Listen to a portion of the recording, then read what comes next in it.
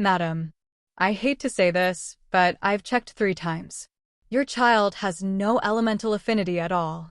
Even his soul is a mortal soul. The speaker was a middle-aged woman who carried herself like someone used to giving orders. She pushed a small baby carriage forward, careful and steady. Inside, a newborn lay staring blankly into the dark, eyes wide with that helpless, confused look babies always have. She was speaking to a woman resting on a large bed. Long wavy black hair spilled over her shoulders. A loose nightgown hung off her frame like she couldn't be bothered with anything tighter. She looked young, pale, and painfully beautiful, but her expression was cold enough to freeze a room. Her eyes were on the carriage, but the moment she heard the words "no elemental affinity," it was like the baby stopped mattering. In this world, being born with only 1 or 2 weak affinities was already considered failure. Most people lived and died as that kind of ordinary. But having none? That wasn't ordinary. That was humiliation. She spoke without sitting up. Mrs. Wilson, you understand what this means for me. The head maid stiffened. She knew what kind of woman she served. Ruthless didn't even begin to cover it. Then the command came, clean and emotionless. Send him to an orphanage. Tell everyone my baby died. Mrs. Wilson exhaled before she could stop herself. At least she wasn't being ordered to kill him.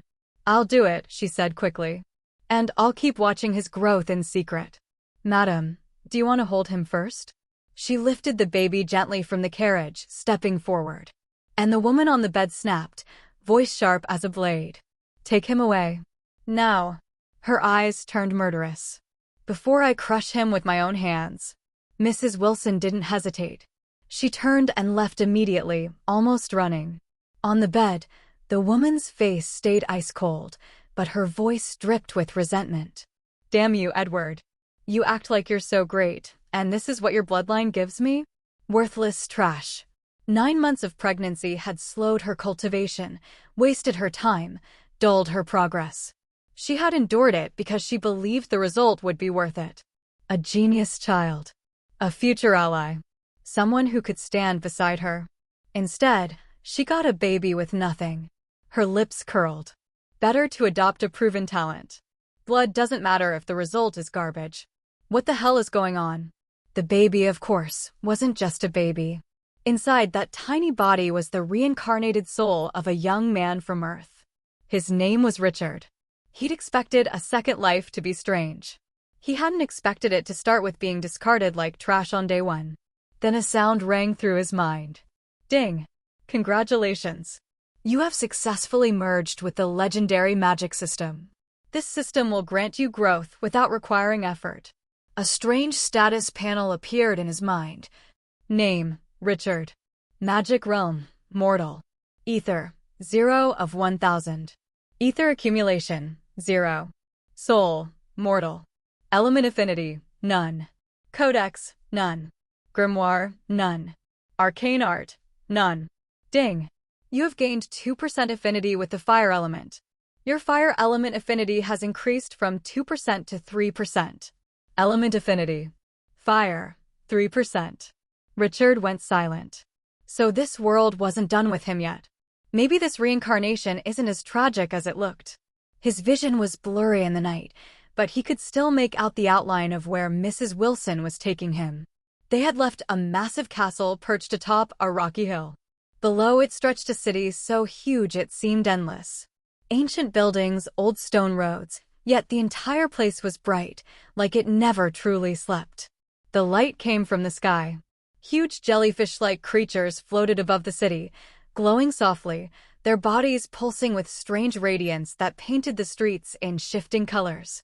And Mrs. Wilson moved like she wasn't human. She ran with Richard in her arms, fast enough that the wind bit at his face. Not fast for a person. Fast like a speeding car.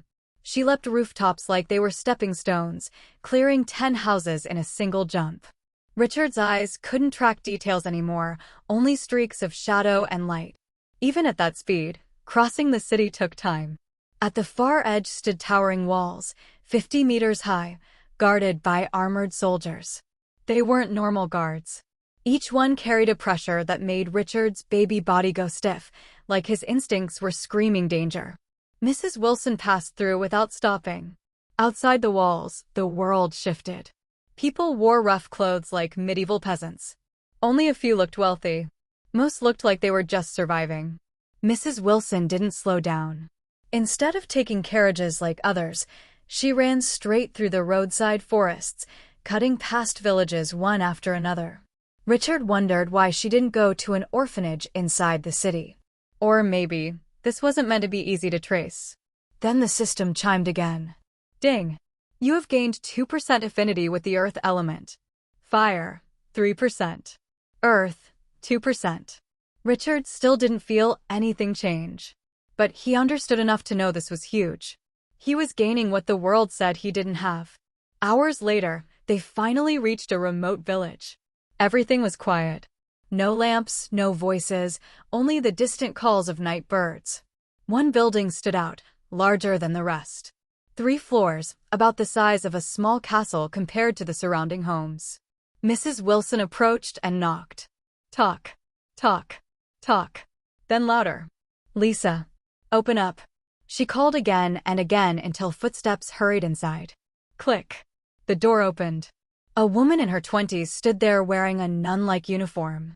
She was pretty, with long straight brown hair falling down her back. Her eyes widened when she saw Mrs. Wilson. Aunt. Then her gaze dropped to the baby. Confusion deepened.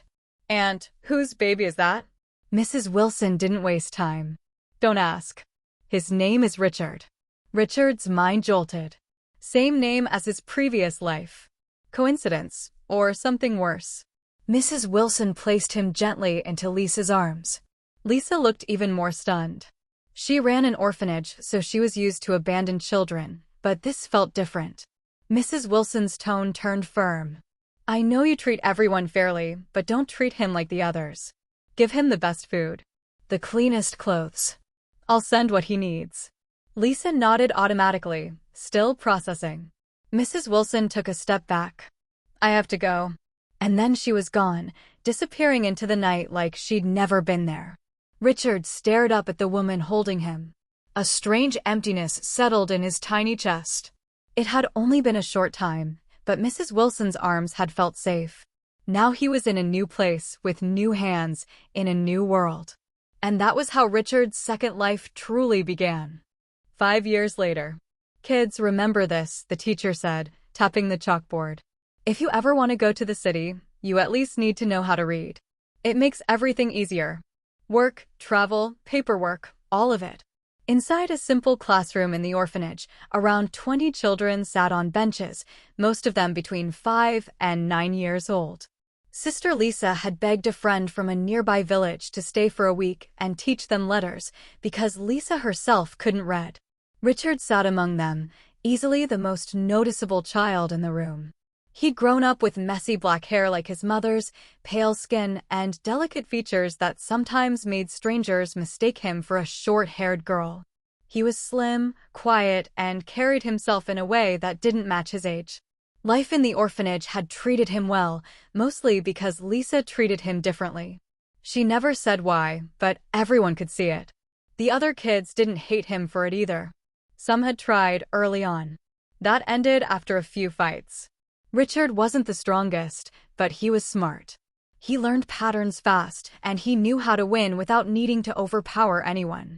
After a while, even the troublemakers learned to leave him alone. Today's lesson mattered to him. These letters weren't like Earth's. If he wanted to survive in this world, he needed to understand its language first. The teacher started with the basics, drilling character after character into the children. She was strict, making them repeat everything until it stuck. For most kids, it was painful. For Richard, it was ridiculous. One glance, one listen, and the shape and sound locked into his memory like it had always been there. Sister Lisa stood at the side, watching. Every time Richard answered perfectly, her expression softened with quiet pride. 2 hours passed before the teacher finally looked drained and called it. As the children began to stir, Lisa stepped closer to Richard. Richard, come with me. I have something for you. Richard immediately stood and followed. The other children watched with envy, but none dared to complain.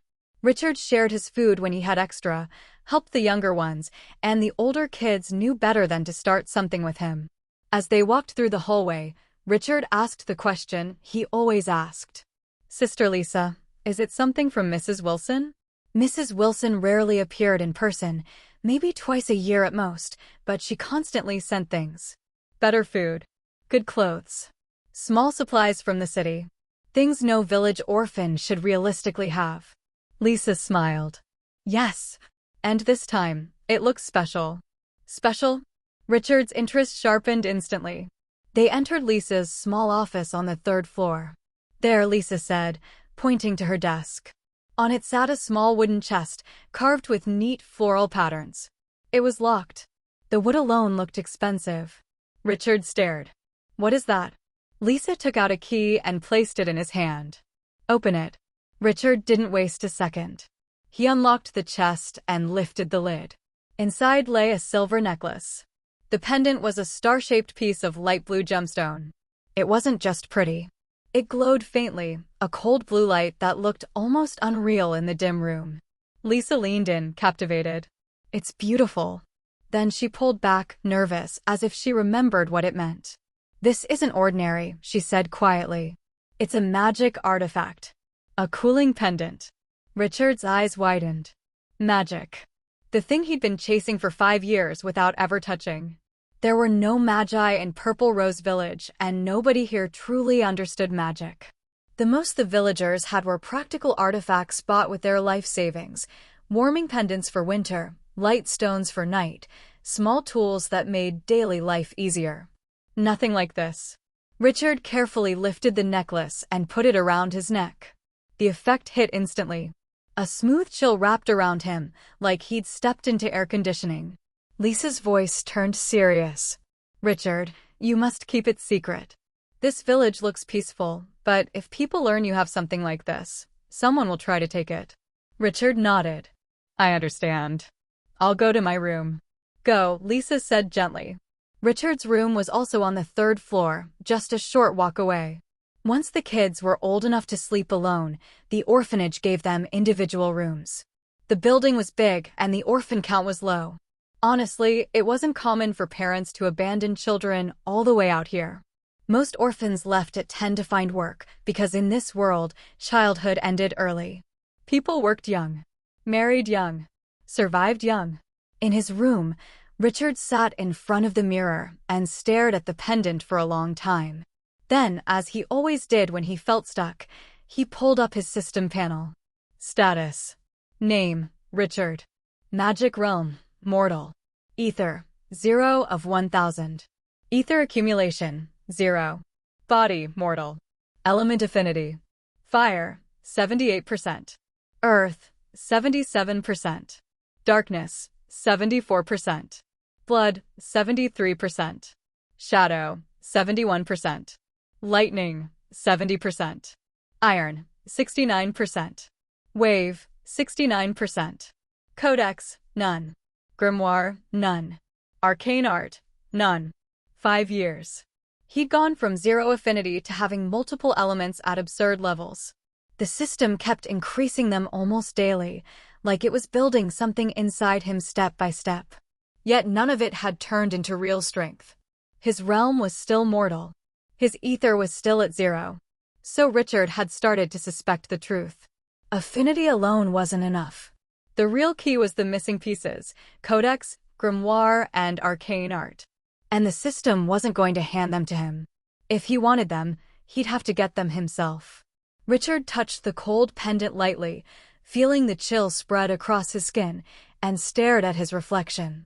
In this world, most people were born with 0% affinity and stayed that way forever. He was different. But being different didn't matter yet. Not until he could turn it into power. Hey everyone, Firescale Audiobooks here. If there's a novel you'd love to hear more of, you can support us on Patreon or Ko-fi. Depending on your tier, I'll make extra parts just for the stories you're most excited about. Usually I can only upload 4 to 5 parts of each novel, but with your support we can go beyond that. And of course, don't forget to hit subscribe.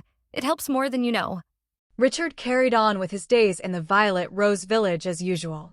After a week of study, he had completely mastered the letters of this world, even taking time to meet the teacher privately whenever she was free. On Monday morning, the children were unusually excited for today. They were having fried chicken for breakfast, thanks to a donation from a villager who had just harvested plenty of chickens. For Richard, chicken was a rare treat. Most of the time, he only ate fish, so he was just as delighted as the others. "Richard, we're going fishing today. Want to come?" asked a blonde-haired boy, second only to him in appearance. The boy was skinny as well, yet his strength was renowned among the children. If not for Richard's clever tricks, he would have surely lost in any fight against him. This boy's name was August, the one who had once been his greatest rival, but who now submitted to him after being thoroughly traumatized in the past. Hearing about fishing, Richard was naturally tempted. It had been his favorite pastime in his previous life. But today, he already had plans of his own, plans connected to his newfound ability to read. "You all can go. There's something I need to do," he shook his head. August and the others looked disappointed, but none dared to push him. The reason was simple. Richard was the only one who could tie fishing hooks properly. They always needed his help when their hooks broke. Breakfast ended quickly, the children devouring every last bite with bright faces. Some even longed for more, but unfortunately, there was nothing left. Once the other children had left, Richard stepped out of the orphanage as well. So comfortable," he muttered with a faint smile. The Violet Rose Village was unbearably hot during summer, yet with the cooling necklace around his neck, Richard felt nothing but refreshing coolness. "Mr. Joe, hopefully he's at home," he thought, heading off. Mr. Joe was an old man, known as the villager who traveled to Night Valley City the most. Although illiterate, it was common knowledge that he owned a few books said to be family heirlooms. And that was precisely why Richard had studied reading so diligently, because he wanted to get his hands on those books. At his age, asking too many questions about magic would be suspicious. People would find it strange for a 5-year-old to be so curious about such profound matters. So instead, he needed to gather knowledge discreetly, through books. Mr. Joe's house was small, situated on the edge of the village, though he owned a large vineyard behind it. Unfortunately, he was infamous as both a drunkard and a heavy gambler. His vineyard earnings always vanished into those vices. As Richard approached the house, a heavy stench of alcohol filled his nose. "Mr. Joe! Mr. Joe!" Richard knocked loudly, acting like a normal child. "What the hell?" A harsh voice came from within, and the door swung open violently, revealing a tall yet gaunt old man with a thick beard and bloodshot eyes. "What do you want, Richard?" he glared. "Your books. Do you still have them?" "I want to read them," Richard answered without hesitation. "You can read?" Mr. Joe raised his brows in shock. "I can. Sister Lisa brought a teacher for us last week, and I've been learning." Richard nodded. "Huh. Don't joke with me. I tried learning for 3 years and still can't read a word. And you expect me to believe you mastered it in a single week? Who are you trying to fool?" "Richard. Believe it or not, Mr. Joe. But will you lend me your books? Or better yet, why not just give them to me?" "They're wasted sitting in a chest," Richard pressed on. You can read them here if you like. But don't even think about owning them. Those books are priceless, and I'll study them myself once I can read," Mr. Joe snorted. "Come in." He waved dismissively. Richard quickly entered, though he immediately regretted it. The house reeked of alcohol and was littered with bottles, looking more like a dump than a home. Still, for the sake of knowledge, he endured. The one-room house had a bed by the window, and from beneath it, Mr. Joe dragged out a large, old wooden chest that was still sturdy despite its age. Bang! He flung it open, releasing a cloud of dust into the air. Inside lay many odd items, including rust-resistant scraps of metal and strange black rings. But what caught Richard's eyes most were 3 books at the very bottom, 2 thick and 1 thin. The thick books shared the same cover design, a map of the continent surrounded by islands. Likely Volume 1 and 2. But Richard's attention was drawn to the thin book. Its cover bore the image of a roaring dragon beneath the sun. Puh, puh, puh. Mr. Joe pulled the books out and dropped them in front of him. Without hesitation, Richard snatched the thin one, his instincts telling him it held the knowledge he sought. He opened the first page and his eyes widened. Printed in bold, large letters were 4 words. Codex of the Dragon Emperor. Codex? Could this be a codex? His heart raced.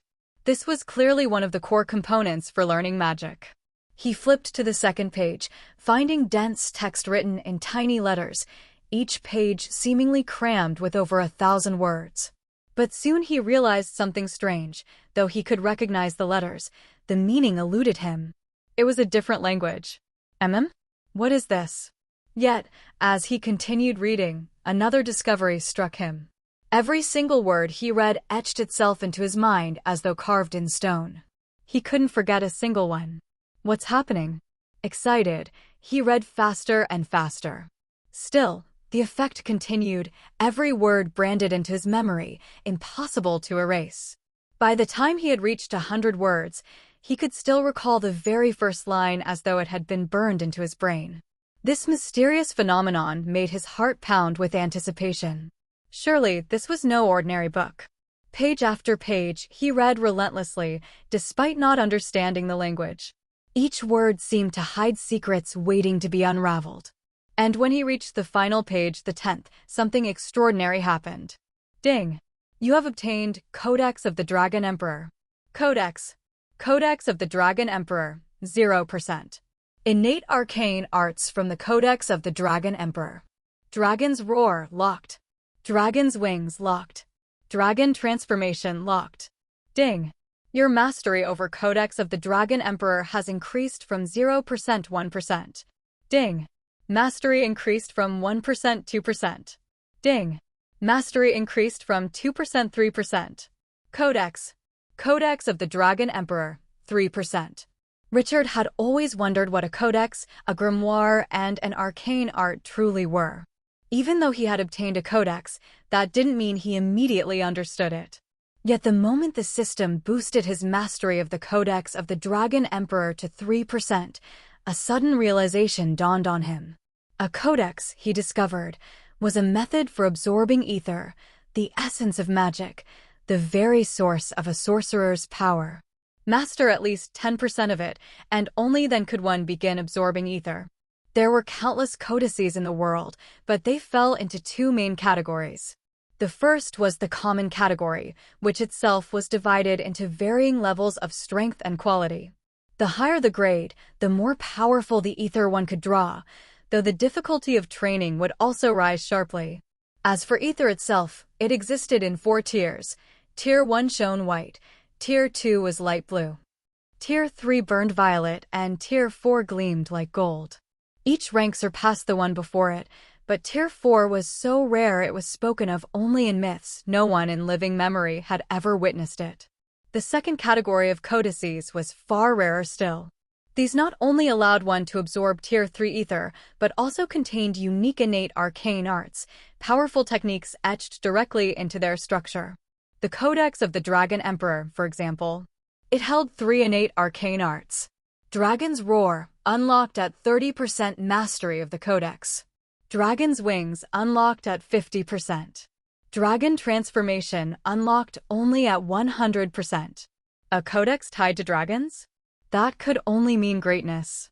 Even in this world, dragons were regarded as living legends. How could a dusty old book sitting in Mr. Joe's chest be something that granted the power to become a dragon? Richard's gaze slid toward the old drunk, suspicion flickering. Perhaps his ancestor had once been someone extraordinary. What are you staring at? Don't pretend you're actually reading, the old man grumbled, glaring at him. Richard didn't bother answering. He couldn't think of words that would explain. So now I understand what a codex is, but what about a grimoire? And elemental affinity? Arcane arts, at least, were no longer a mystery. They were skills simple as that. Ding! Your mastery of Codex of the Dragon Emperor has increased from 3% to 4%. Your mastery of Codex of the Dragon Emperor has increased from 4% to 5%. Codex. Codex of the Dragon Emperor, 5%. It rose again. Richard's eyes widened. None of his elemental affinities had ever risen 5 times in a single day. Yet, since obtaining this codex, his mastery was soaring. This is good. If it reaches 10% soon, my body will finally be able to absorb ether. He was certain the system would assist him in the process, but only once it became possible. For now, it was simply beyond his body's limits. Without at least 10% mastery, absorbing ether was impossible. Otherwise, his ether, or even his cultivation realm, would have increased long ago. Perhaps the other books will tell me more. Richard picked up one of the thick tomes and flipped to the first page. Tale of the Dragon Knight. He had suspected this one was a story, but curiosity pushed him to read anyway. On the second page, an illustration greeted him, a towering man clad in dragon-scale armor, standing amid a mountain of slain monsters. Black dragon wings stretched wide across his back. On the third page, the story began, a boy from a remote village who encountered a dragon and learned magic from it. On Earth, such a tale would be pure fiction. But here, in this world brimming with superhuman power, Richard couldn't dismiss it so easily. The boy learned from the dragon not just out of luck, but because of his talent. His affinity for the elements of destruction, lightning, and darkness reached an astonishing 90%, allowing him to channel his ether into these elements in their purest form. At last, Richard grasped the true meaning of elemental affinity. It was the innate ability to convert ether into a chosen element, and the higher the affinity, the stronger that element became. The more affinities one possessed, the broader their arsenal of power. The tale continued, describing how the boy used these 3 elements to forge one of the strongest grimoires in history. Grimoires, Richard learned, were sacred tomes of magic, created by magi themselves. They were for the higher ranks, for those who could advance only through their own path. Low-ranked magi had no need of such things. It was impossible for them to create one anyway. For them, arcane arts were sufficient as battle techniques. The more arcane arts they mastered, the greater their chances of one day forging their own grimoire, since arcane arts served as their foundation and inspiration. Richard read a little more, absorbing both the tale and the fragments of knowledge within. He was satisfied, though curiosity lingered about the Dragon Knight's adventures. This was no ordinary story. It was history disguised as myth, and it revealed much about how the world truly worked. Meanwhile, Mr. Joe had already grown bored and was drinking again, muttering to himself as Richard remained silently engrossed. Ding! You have gained 2% affinity with the cloud element. Richard blinked. A new element again. It had happened so many times before that he no longer felt excited. Elemental affinities. Fire, 80%. Earth, 79%. Darkness, 74%. Blood, 73%. Shadow, 71%. Lightning, 70%. Iron, 69%. Wave, 69%. Cloud, 2%. Although both volumes of the Tale of the Dragon Knight were quite thick, Richard, who had plenty of experience reading back on Earth, didn't take too long to finish them. By the time he reached the final page, it was already late afternoon. He had even skipped lunch without noticing, and had to regret that both books were incomplete, at best only reaching the middle of the story. Mr. Joe had long since fallen asleep, feet propped up on the windowsill. Richard couldn't be bothered to wake him. He carefully placed the books back into the chest and quietly left the old man's house. Back at the orphanage, he immediately shut himself away in his room. Codex of the Dragon Emperor. This was something he could cultivate on his own without relying on the system. Training it didn't require special gestures, only meditation to comprehend its mysteries. The more he understood, the greater his mastery of the codex. But the moment he tried, he quickly realized just how difficult it was. A sharp dizziness struck him after only a short while. So it really isn't easy to gain magical power, he thought. Is it because my soul is only that of a mortal? The soul wasn't something one could train directly, yet it clearly affected his ability to comprehend both codex and arcane arts. After several failed attempts and increasing headaches, Richard gave up. For now, he would rely on the system to slowly raise his mastery of the Codex of the Dragon Emperor. He had to admit it. He didn't possess much innate talent in this path. Days passed. Each day, the system faithfully raised his codex mastery by 1%, along with his affinity for the cloud element. Richard spent the time fishing, letting the hours slip away quietly. 5 days later, as he sat by the edge of a deep lake with a bamboo fishing rod in hand, the notification he had been waiting for finally arrived, alongside another increase in his cloud affinity. Your affinity with the cloud element has increased from 6% to 7%. Your mastery of the Codex of the Dragon Emperor has increased from 9% to 10%. Element affinity. Cloud, 7%. Codex. Codex of the Dragon Emperor, 10%. I can feel it. Richard couldn't stop himself from speaking aloud. With his Codex mastery finally reaching 10%, he sensed something unseen all around him, like air he could breathe. Without a doubt, it was ether. Richard, what's wrong? What do you feel? Asked August from nearby. But Richard didn't answer. He was focused entirely inward.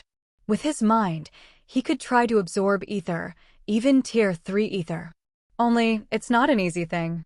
He needed to push his mind hard to draw the ether into his body. 10% mastery was just the bare minimum. True ease would only come with higher mastery. Even so, ding! Your ether has increased from 0-1. Your ether has increased from 1-2. Your ether has increased from 2-3. Your ether has increased from 9-10. Just as Richard had expected, the system could now expand his reserves once his body was capable of absorption. Ether, 10/1000 Tier 3 plus 10. Ether accumulation, 10 Tier 3. When his ether data shifted, Richard could truly feel something stirring within his body, a mysterious force that now belonged entirely to him. Just by having that strange power dwelling inside him, he could faintly sense his physical strength increasing. Richard quietly stepped back until his body was beside a tree, making sure the other children would not notice him. Is this? He stared at his palm, where a small violet sphere appeared. It was one of the ether within his body. As he gazed at it, he realized it could transform into any element that resonated with his affinity. When he thought of fire, the ether instantly flared into a flame the size of his fist, streaked with violet lines. It was far larger than the ether had been, yet the searing heat did not harm him, though he could clearly feel how intense it was. The flame lasted only a moment before vanishing. It could not endure, for a single ether was far too little to sustain such a blaze. That ether was lost, but only seconds later, a new one emerged within his body. This was because his body already held a foundation for storing ether. Whenever it diminished, fresh ether would flow into him with ease, without the need for conscious absorption. Absorbing ether, in truth, was the effort of expanding his body's capacity to hold it. Yet, even though he now possessed 10 ether, he realized he could control only 1. The other 9 were far too difficult for him to command. He understood this was natural, for without an ether will, he could only wield about 10% of the ether within him. The system will probably slow down after today. Reaching 1000 may take a long time, but it's fine. I'm still young. Of course, I should at least also make my own efforts in this regard, even if it's difficult, he thought. Splash! Splash! Suddenly, his fishing line jerked tight, bamboo rod bending sharply. Richard shot to his feet, hauling back with all his strength. A massive silver-white fish burst from the lake, nearly the size of his own body, causing a stir among the other children. Richard, it's huge, cried August, rushing over.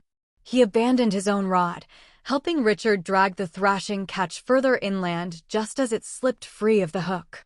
This is enough to feed all of us, one voice said excitedly. Yeah, let's have Sister Lisa roast it for dinner. And we can sell the smaller ones for fresh bread tomorrow. Laughter and cheers filled the lakeside. Richard smiled faintly, satisfaction warming him more than the violet flames had.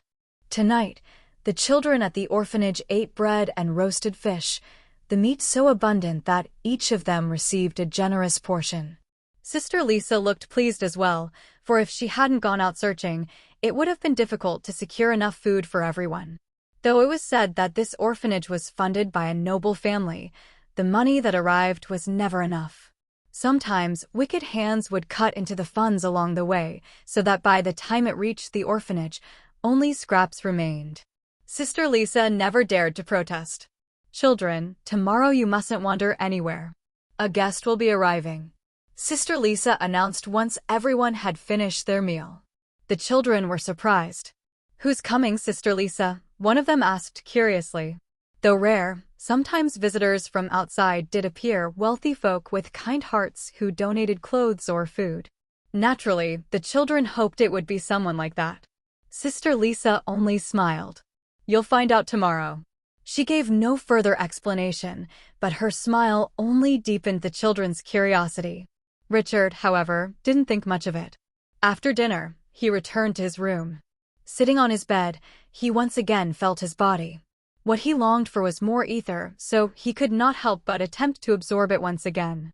If he didn't persist, he would never become stronger at the pace he desired. To him, absorbing even 1 or 2 ether in a day would already be worthwhile.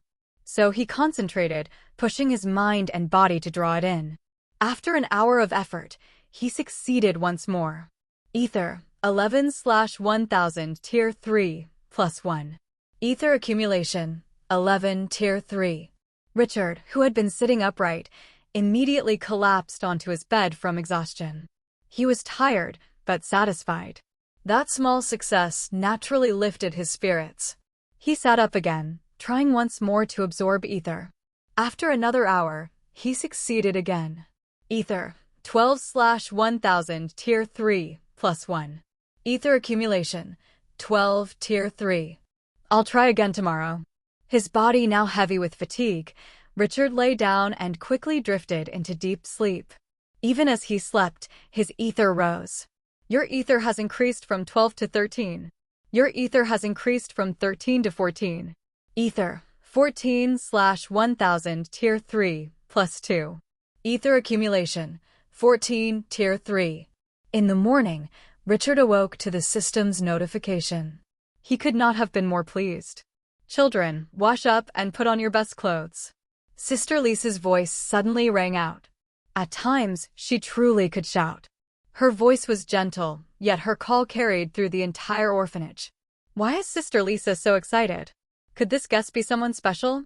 Richard wondered, beginning to feel a little curious himself.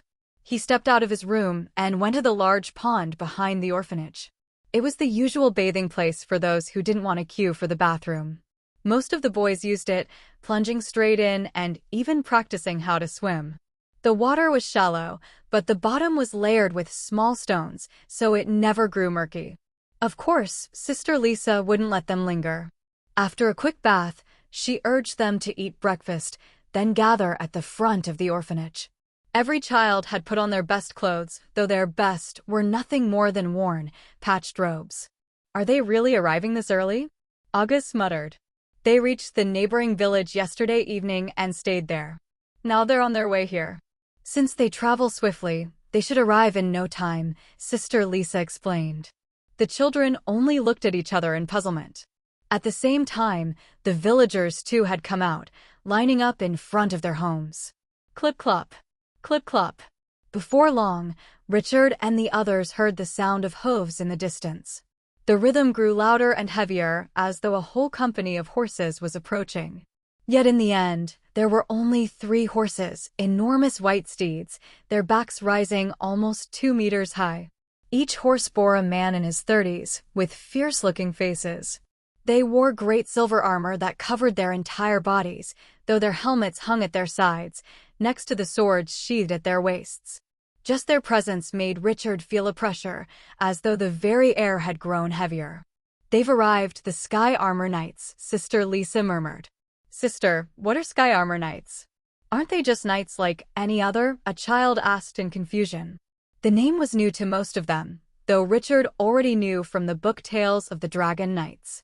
The Sky Armor Knights were not ordinary knights.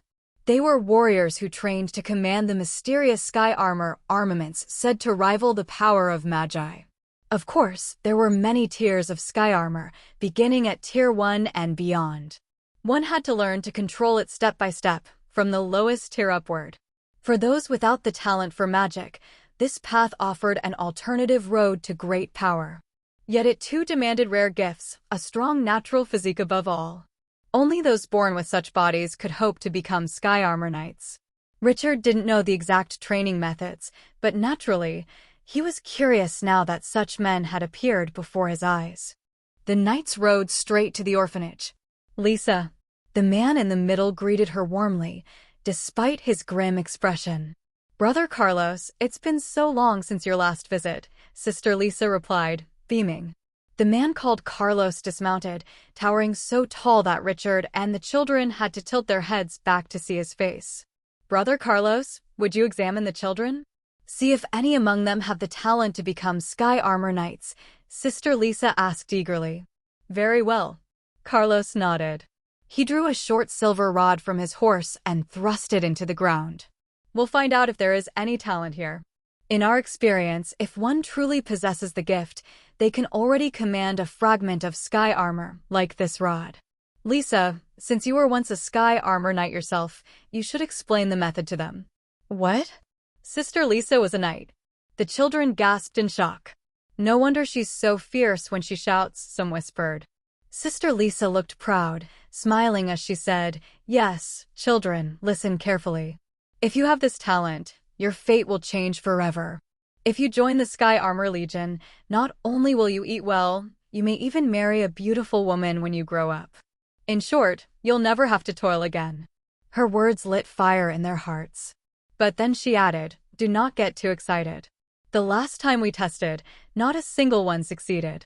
The children fell silent. Do you think it's that easy?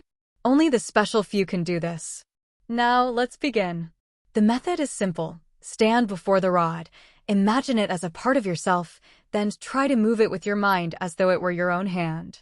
Let me try first. One of the bigger boys stepped forward eagerly. Sister Lisa gestured for him to proceed. He stood before the rod, eyes unblinking in concentration. The others watched in anticipation, but nothing happened. You failed. Sister Lisa quickly pulled him aside. Next. She pointed at another boy, smaller this time. Nervously, he tried. And failed. One by one they attempted, but the results were all the same. Sister Lisa could not hide her disappointment. At last, Richard's turn came. He wasn't the last, for several were still waiting and whispering among themselves. Richard wasn't confident, but he stepped forward and did as instructed. He thought he would know at once if he succeeded, but the truth was it felt like nothing at all. He couldn't sense any connection to the rod, nor did it move. But unlike the others, he wasn't discouraged. Calmly, he stepped back. Next was August, brimming with excitement. Richard couldn't help but watch. He knew well how strong August was physically. Without the mind of an adult inside him, Richard himself would never have bested him in a fight. The result shocked everyone. The moment August stood before the silver rod, it lifted off the ground and floated straight toward him. Even the Sky Armor Knights rubbed their eyes, unable to believe it. Is this real? One whispered. High-level talent, another answered. We've passed through so many villages without finding a single gifted one, and now such a talent appears. The commander will reward us handsomely. My God. Sister Lisa almost screamed. Did I succeed? August asked casually, as if it were nothing. Boy. Carlos strode over, lifting him with one massive hand. Boy, will you come with us? August hesitated, then asked, Will you really give me delicious food every day? Of course, without question. Carlos replied quickly. Like any child, August was swayed at once by the promise of food. All right then, I'll go with you, he said, glancing at Sister Lisa, who gave him a look of approval to follow his choice. That very day, August left the orphanage, swearing he would achieve great success and promising the others that he would return to help them in the future. Richard did not take his words seriously, believing that once the boy grew older, he would most likely forget his past. Life at the orphanage went on as usual for Richard. He continued to absorb ether almost every day in his spare time. Without realizing it, 2 years had passed, and he was now 7 years old. Status. Name, Richard. Magic Realm, Mortal. Ether, 850/1000 Tier 3. Ether Accumulation, 850 Tier 3. Soul, Mortal. Element Affinity. Fire, 90%. Earth, 90%. Darkness, 90%. Blood, 90%. Shadow, 90%. Thunder, 90%. Iron, 90%. Wave, 79%. Cloud, 57%. Codex. Codex of the Dragon Emperor, 23%. Innate arcane art from the Codex of Dragon Emperor. Dragon's Roar, locked. Dragon's Wings, locked. Dragon Transformation, locked. Grimoire, none. Arcane art, none. His progress over the past 2 years was not as great as he had hoped, for he had initially believed his ether would have reached 1,000 by now. Unfortunately, the system had divided its enhancements. Instead of focusing solely on his ether, it frequently increased his elemental affinities. Nearly all of them had now reached 90%. Richard was uncertain why the system ceased its enhancements once an element reached 90%. Even so, according to the Tales of the Dragon Knight, 90% was already considered the pinnacle. Every element he conjured was exceptionally pure, the very peak of its kind. In his room, Richard sat with open eyes after hours of meditation, having absorbed more ether. Now, with 850 ether within him, the difference was naturally immense compared to when he had possessed only 14.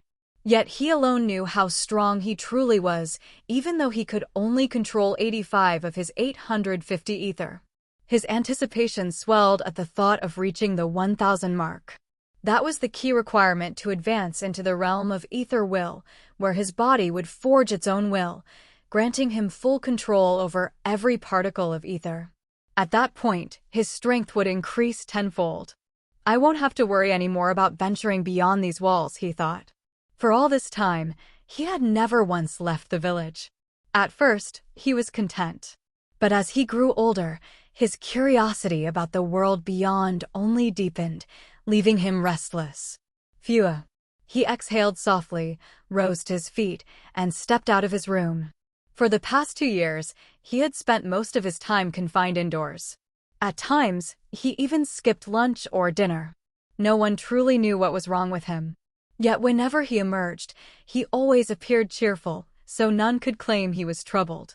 Today, however, Richard decided he would go fishing to ease his weary mind. Constant training had left him mentally exhausted. With the strength he now possessed, he was confident enough to venture farther than the village outskirts, toward the upper reaches of the river, which bordered a vast forest. Few villagers dared to tread that way, and there were no fixed paths. Often, he had to cut through tall grass or hack away low branches before he could move forward. At last, he stopped beside a tree only 10 meters tall, but with a trunk so thick it dwarfed the boy. Not far from the tree, great splashes rose in the water, making him suspect that large fish swam there in abundance. Settling down comfortably, Richard felt no discomfort from the heat, for he still wore his cooling necklace, which remained in perfect condition even after all these years. Casting his bait into the river, he leaned back, content. For him, even waiting was a form of entertainment, never boring. But not long after tossing in the line, his eyes widened in shock. A figure was drifting downriver, carried by the current. Never before had he seen such a thing. He fixed his gaze, realizing it was a middle-aged man with curly black hair. The man's body was tall and robust, his face strikingly handsome. He wore a black surcoat of fine fabric and large leather boots that gleamed in the sunlight. Richard needed no guesses to understand. This was no ordinary man. He clearly belonged to a background of power. He seems unconscious, but he's definitely still alive, Richard thought, noticing the steady rise and fall of his chest. Indeed, the man's breathing was calm, as if he were merely asleep. Richard hesitated, uncertain whether he should dive into the river. But after a brief moment of thought, he leapt in. There was no other way to pull the man to shore. Fortunately, the river was not too wide, though its current was fierce. Richard swam with ease, seized the man's clothing, and dragged him to the bank. It was not exhausting for him. Yet once on land, Richard was unsure how to awaken him. "Sir," he called softly. But there was no response. The man was truly unconscious. Richard wondered how long it would be before he woke. It was impossible to carry him back to the village. Perhaps he'll wake within a few hours. If not, I'll simply leave him here, Richard thought, before returning to his fishing. He planned to stay until late afternoon anyway. He could wait. Here, he was free to do whatever he wished. When hunger came, he only needed to roast the fish he caught. What does that smell? Delicious. The sudden voice startled him greatly. His head snapped toward the middle-aged man, who was still lying on the ground. His nose twitched, his lips parted, though his eyes remained closed. "Sir," Richard called again, wondering if he was awake. The roasted fish's aroma must have stirred him. But when the man gave no reply, Richard frowned. What if I try this? An idea struck him. He picked up a cooked piece of fish and held it beneath the man's nose. At once, the man inhaled sharply. So hungry. His mouth opened as he spoke unconsciously, attempting to bite the meat, but Richard pulled it away. "Stop." The man suddenly grabbed Richard's hand. At once, Richard felt his entire body lock in place, unable to move under the man's grip. Then, the man's eyes opened. Surprise flickered in them. He released Richard's hand, seized the fish instead, and devoured it. "Not bad," he said, glancing at the roasted fish. Then, in a commanding tone, "Boy, roast more. One won't be enough. I need several." "Yes, sir," Richard agreed with a smile. He had already concluded this man was no ordinary wanderer. Offering him food was no burden. Richard was certain the favor would one day be repaid. He began cutting and roasting more fish. But then he noticed something strange. The man was staring at him, serious, unblinking. "What is it, sir?" Richard asked, uneasy under his gaze. "You." The man's tone carried both curiosity and weight. "What is your name? You seem to be of my bloodline. I can feel my blood flowing in you. By my reckoning, you must be the great-grandson of my grandson." Richard. While he was still stunned, the man's expression shifted from shock to sorrow. "It seems, my failure to seize the world magic ether doomed the Moonshadow clan. Once glorious in the land of human, my clan must have been destroyed by my enemies. Now, my descendants are reduced to living in these remote forests." He sighed deeply, regret clouding his handsome face. "I wonder, are there any others besides you who still survive?" Richard was not sure what to say when he heard the man's words. His ancestor? Since the man said he was his grandson's grandson, his words should be acceptable. After all, he seemed extremely powerful. It was just that, how many generations were there between him and Richard? How could he still be alive and still appear as a middle-aged man? Unless his power was truly limitless, allowing him to live for such a long time. It was no secret that stronger magi possessed far longer lifespans. "Boy, what is your name?" "Once I recover, the two of us will rebuild the Moonshadow clan," said the man while placing his hand on Richard's shoulder.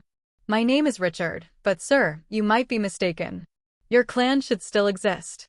"I just happened to be abandoned as a baby," Richard replied. Of course, Richard knew that the Moonshadow clan was his mother's clan.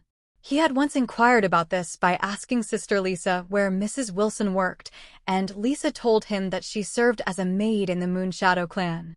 Hearing his reply, the man was stunned.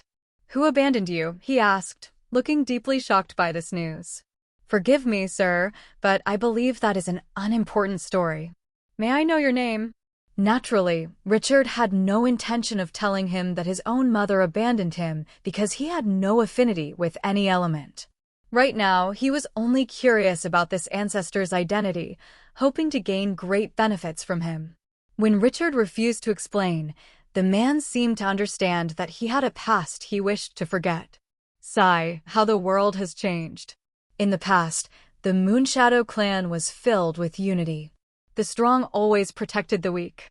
It seems that since I disappeared, the clan has changed too much.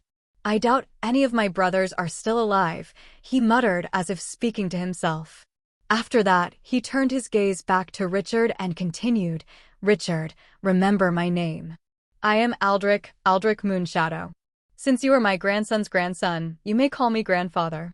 I am not accustomed to being called ancestor. Grandfather. Richard didn't care about the awkwardness and addressed him directly as grandfather to grow closer to him. If he had been an adult, it might have been a little difficult since the man looked only in his 40s. But he was still 7 years old, so it felt quite natural. And the man looked pleased at being called so. Fate is truly wondrous. I fell into the sea of calamity and lost consciousness for countless years. Unexpectedly, I drifted back to my homeland, the land of human, and after awakening, I met my descendant, he said, stroking his chin. What do you plan to do, sir, grandfather? Richard asked, almost calling him sir again. I must recover my strength, recreate my destroyed grimoire. This will take a long time, so I will remain here and build a hut. After all, there is no way I can return home in this state, Aldrich replied. But Richard, have you already been training in magic? I can sense that you already possess ether, even tier 3 ether, he added, observing Richard more closely. His remaining power was very little, still enough to suppress Richard, but only barely capable of sensing his strength. And then, yes, I learned to read and then studied magic, Richard answered. You learned on your own? The man seemed disbelieving of what he had just heard. But Richard simply nodded calmly. How did you manage that? After all, codices for studying magic are not easy to obtain, he pressed. I found one in a villager's book. Richard felt like he was spouting nonsense, but it was the truth. He simply didn't mention that he had been aided by the system. Of course, he knew he could only pretend to be an extremely rare genius. Unbelievable, my grandson's grandson is actually a genius at this level. If you continue to grow, you might even obtain world magic ether in this era, he muttered softly. This was the second time Richard had heard him mention world magic ether, yet he still had no idea what it was. It sounded like the power of the entire world itself. Unfortunately, the tales of the Dragon Knight never told the story of world magic ether. Grandfather, what is world magic ether? Richard couldn't help but ask. In short, it is something that makes all the races of the world wage war, Aldrich replied with a chuckle. By the way, Richard, you have great talent, but I want to know whether you have ambition. I mean, the desire to explore the world, to witness wondrous things, to battle the strongest foes, or to marry the most beautiful woman. Richard cleared his throat awkwardly upon hearing his words. It seemed he assumed Richard didn't know what ambition was, so he explained it in such detail. How could Richard not want those things? Grandfather, I believe I do have such desires, he replied innocently. Ha ha ha, I knew it.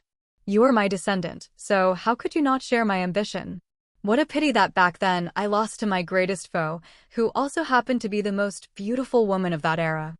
I still remember how she looked at me with disgust when I tried to woo her at our first meeting. Richard. After chatting and feeding the man, Richard helped him build the hut. He was unwilling to accompany him to the village, preferring solitude in the forest until he could regain his true power. The best part was that he promised to give Richard all the codices and arcane arts he possessed.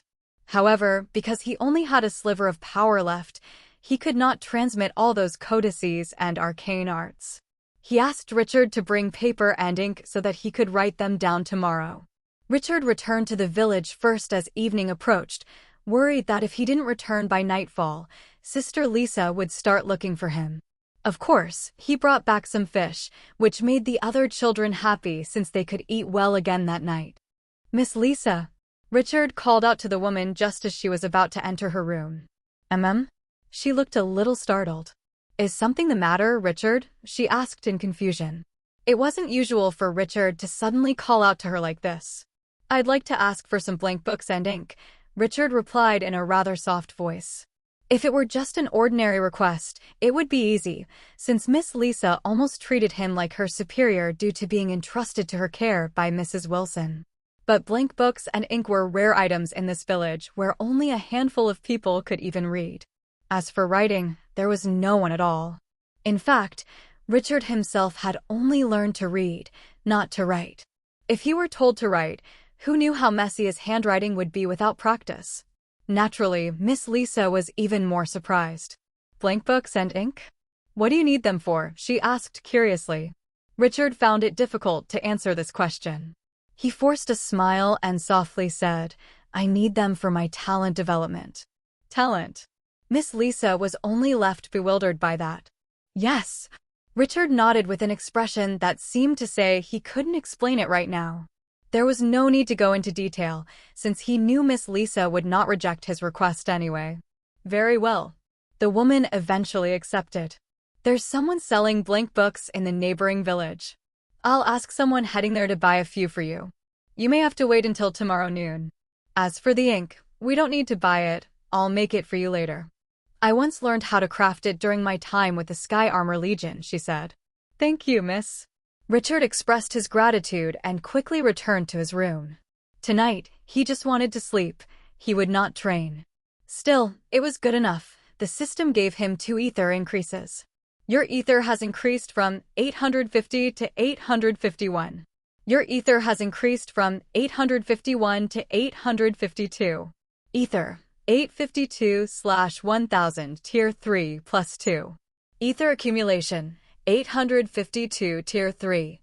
Your mastery of Codex of Dragon Emperor has increased from 23% to 24%.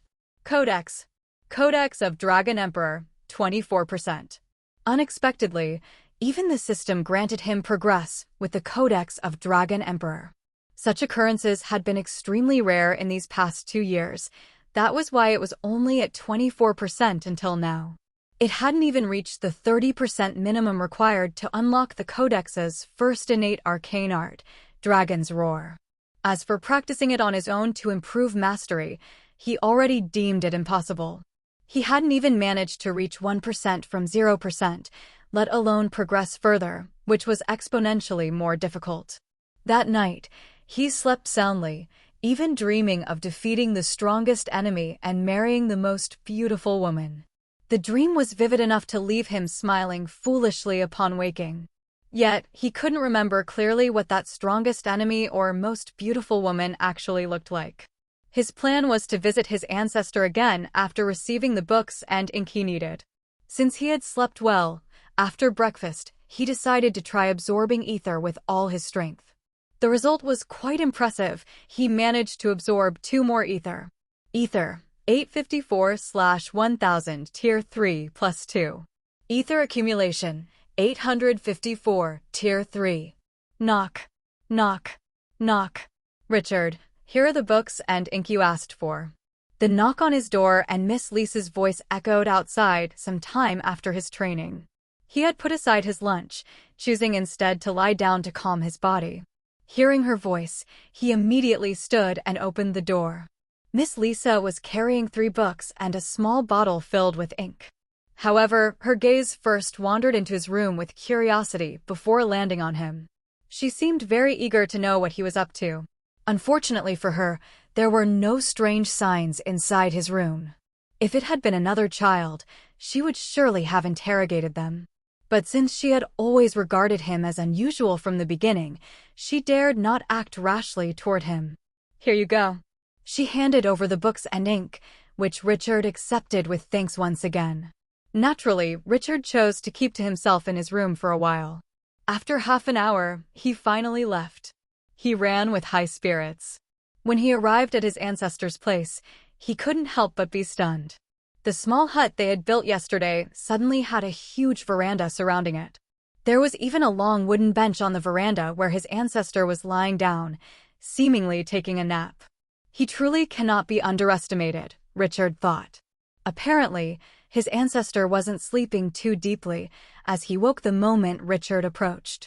Richard, you finally returned, he said, immediately sitting upright with a straight back. Grandfather, I brought some blank books and ink, Richard said. The old man nodded and replied, give them to me. Compared to Richard, he looked just as excited. Perhaps he had high hopes that Richard could inherit his unfulfilled ambitions. I'll need to focus, so you must stay quiet for now. How about you go fishing and roast the catch so I can eat after writing, he suggested. Of course, Richard chuckled. He quickly went to the riverbank and began fishing, occasionally glancing at the old man, who seemed to be writing rather quickly. The river was indeed full of fish. He almost never had to wait long before his bait was taken, and the fish were always large. However, what surprised him was when he noticed someone drifting in the river after some time fishing. This time, it was an old woman who seemed far too aged, her skin nearly turning to earth, her dim red hair disheveled, and a black wooden staff shaped like a serpent clutched in her hand. Richard wasn't even sure whether she was still alive or not, as she didn't seem to be breathing anymore. What was more shocking, she wore a red gown that looked luxurious, yet hung far too loosely on her frail body. "Grandfather!" Richard shouted, startling Aldrich. "What is it?" he asked. But Richard didn't need to explain. The old man quickly realized what had alarmed him when his own eyes fell upon the drifting old woman. He swiftly rose and walked toward Richard. "Grandfather, should we help her?" Richard asked, while Aldrich narrowed his eyes as he observed the old woman. "Is she the spirit queen of flames?" he muttered under his breath. His expression grew more serious, but after a while, he sighed in relief. "Fortunately, she seems to be at the brink of death and has no chance of waking or recovering on her own without help," he said before nodding at Richard. "We can save her, but we must not awaken her. She's dangerous, but her body is an incredible treasure. I never expected her to have fallen as well, but how could she appear here after me? This can't be coincidence. Richard, we need to explore the river upstream later. I doubt either she or I drifted here from the sea." Richard nodded, realizing that things weren't as simple as they seemed. Coincidences could happen once, but twice? Who wouldn't be suspicious? Of course, exploring the river upstream wouldn't be easy. The deeper into the forest, the larger and denser the trees became. Richard jumped into the river first, pulling the old woman ashore. Her body was as light as a feather, as though she no longer had any flesh, only bones wrapped in skin that seemed ready to turn into dust. It was difficult for Richard to believe someone could grow this old in appearance. "As I thought, she really is the spirit fire queen. What a pity she has lost all of her vitality," Aldrich muttered as he observed her closely. "Who is the spirit fire queen, Grandpa?" Richard asked. "One of my rivals. She was just as strong as I was." "Back then, she was also the second most beautiful woman," Aldrich replied. "Second most beautiful?" Richard's expression twisted with disbelief. To him, this old woman looked like a poorly crafted mud puppet. No matter how much he tried to imagine, he simply could not picture her as a beauty. "Fortunately, my condition never reached this stage," Aldrich said again. "But is she really alive?" Richard asked. He wasn't entirely sure. She showed no signs of breathing, and her body was cold to the touch, though not stiff. "She's still alive." Aldrich nodded. He lifted the woman and set her down against a tree, binding her with roots. "Leave her here for now. Even if she were to die in this state, her body would never decay," Aldrich explained. Richard was half convinced, half skeptical, but it wasn't something he could comment on. "I haven't finished writing yet, so you'll still need to wait," Aldrich added. "I'll keep fishing then," Richard replied. He returned to the river, though his gaze often drifted toward the upstream waters, wondering if more bodies would float down. After what felt like hours, Aldrich called out to him. "Richard, come. I'm finished." Richard immediately dropped his rod and hurried back to the hut's terrace. By then, Aldrich had arranged the 3 books neatly in front of him. "I've recorded 1 codex and 2 of my finest arcane arts. I believe they'll suit you well, since you're my descendant and our elemental affinities should be similar. In magic, the more arts you master, the stronger you become, provided they're of different types. But balance is key, which is why I'm only giving you these 3. The others are of lesser quality. If you train these to their peak, they'll be enough to establish yourself firmly in this world.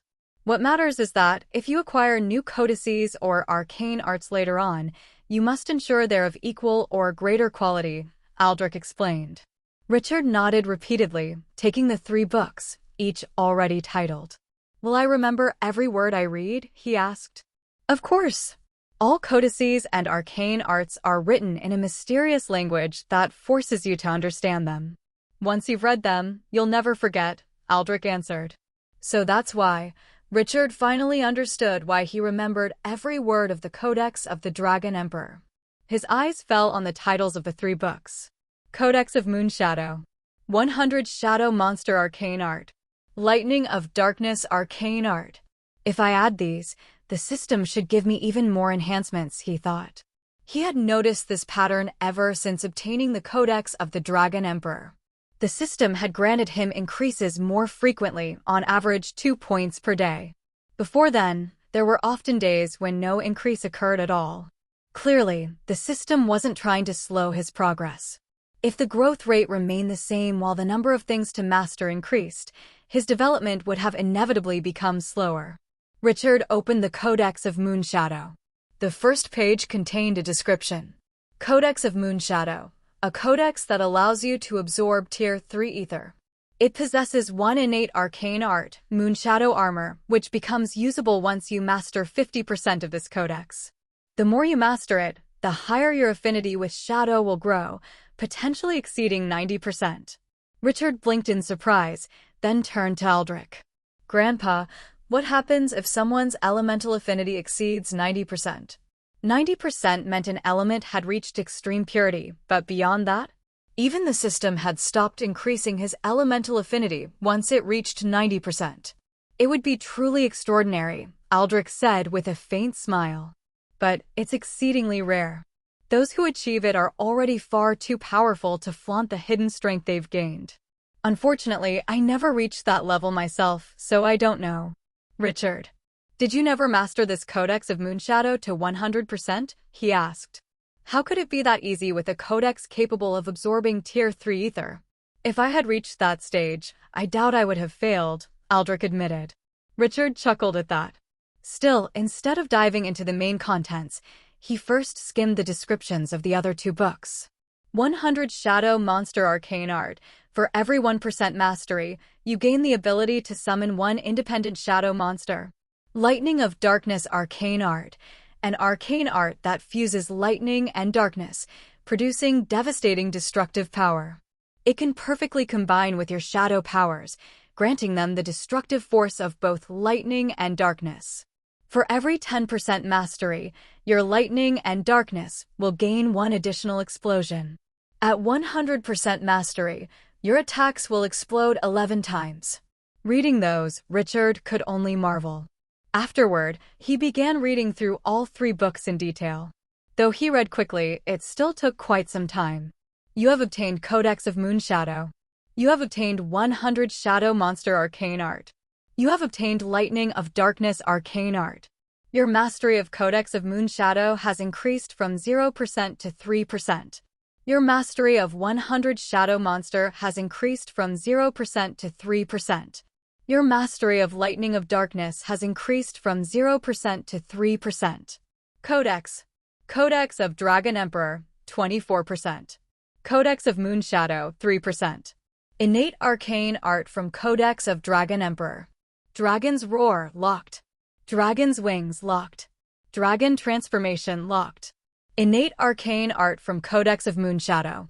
Moonshadow Armor, locked. Grimoire, none. Arcane Arts. 100 Shadow Monster, 3%.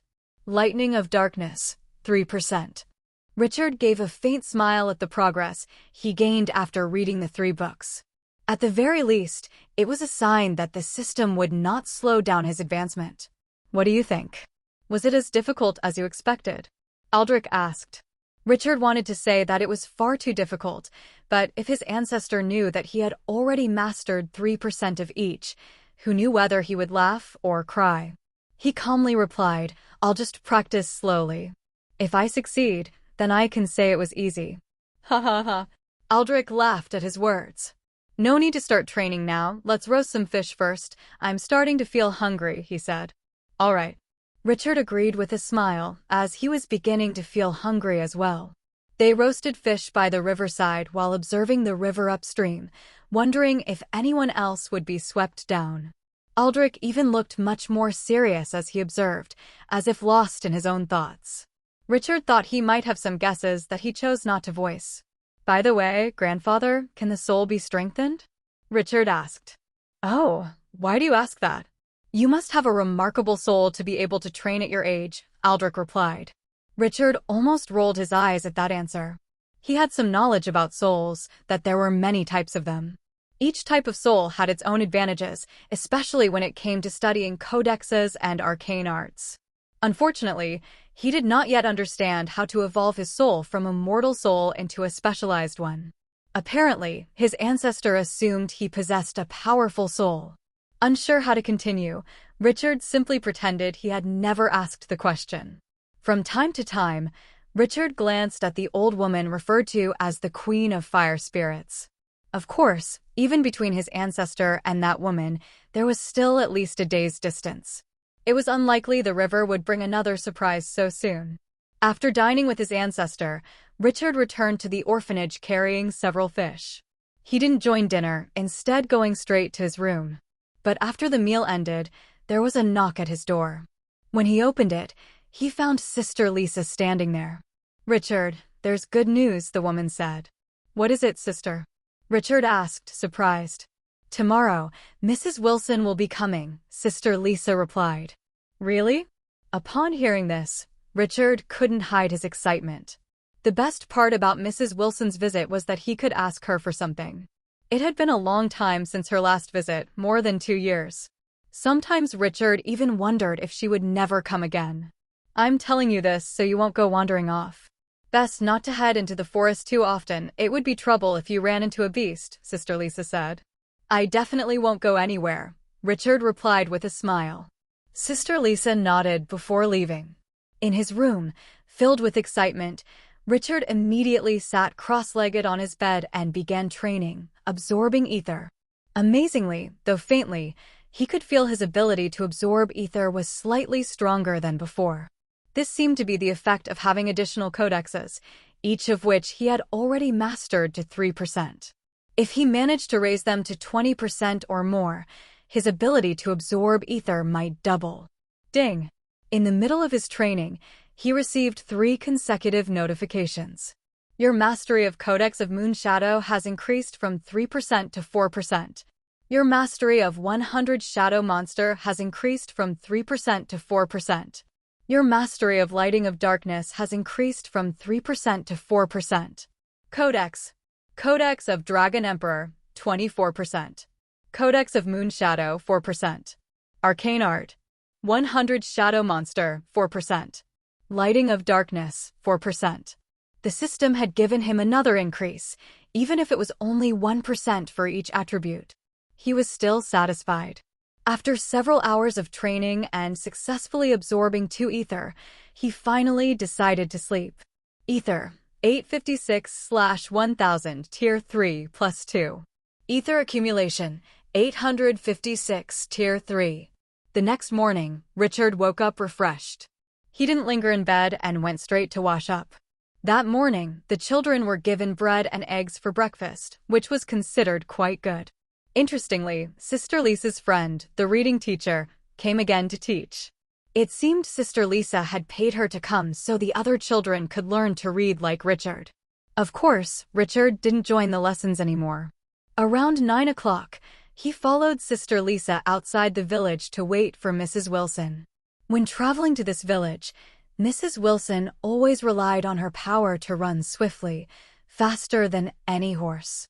She should have set out while the sky was still dark. In truth, Richard knew that even with the fastest horse, the journey from this village to Night Valley City would take more than a day. It was very far. The villagers usually only traveled to Appletown, a small town just 4 hours away from the village. Richard and Sister Lisa waited there. They saw no signs of anyone approaching. But suddenly, from the side, came the sound of footsteps. Both of them instinctively turned their heads and saw a middle-aged woman with black hair wearing a simple dress. She wasn't extraordinarily beautiful, but she carried an air that easily earned people's trust. "Have you been waiting long?" the woman asked with a gentle smile. "Mrs. Wilson." Richard instantly became excited upon seeing her. 7 years had passed since she brought him to this village, and though he saw her occasionally, Richard could confirm that her appearance hadn't aged a bit. This proved that her power was indeed extraordinary. "Aunt." Sister Lisa also greeted Mrs. Wilson, though the latter didn't pay her much attention. "Richard, you've grown so much." She focused on Richard, approaching him and stroking his head. Looking at him again, she seemed amazed. "Mrs. Wilson, why haven't you come again?" Richard asked. At this, the woman shook her head and replied, "I just haven't had the time. There's too much work in the city. But this time, I came bringing a great gift for you." "Oh." Richard became curious when she mentioned a great gift. "It's rather large, so I couldn't carry it myself. But I hired a group of people to deliver it to this village. They set out yesterday and should arrive this evening." Mrs. Wilson explained. "By the way, let's find somewhere to sit. There's something I'd like to discuss with you," she added. Richard nodded, and Sister Lisa led them to a wooden house, her private home in the village. The house was uninhabited since she lived at the orphanage, but she sometimes cleaned it, so it was always tidy. It stood on the edge of the village, separate from the others, but fairly large.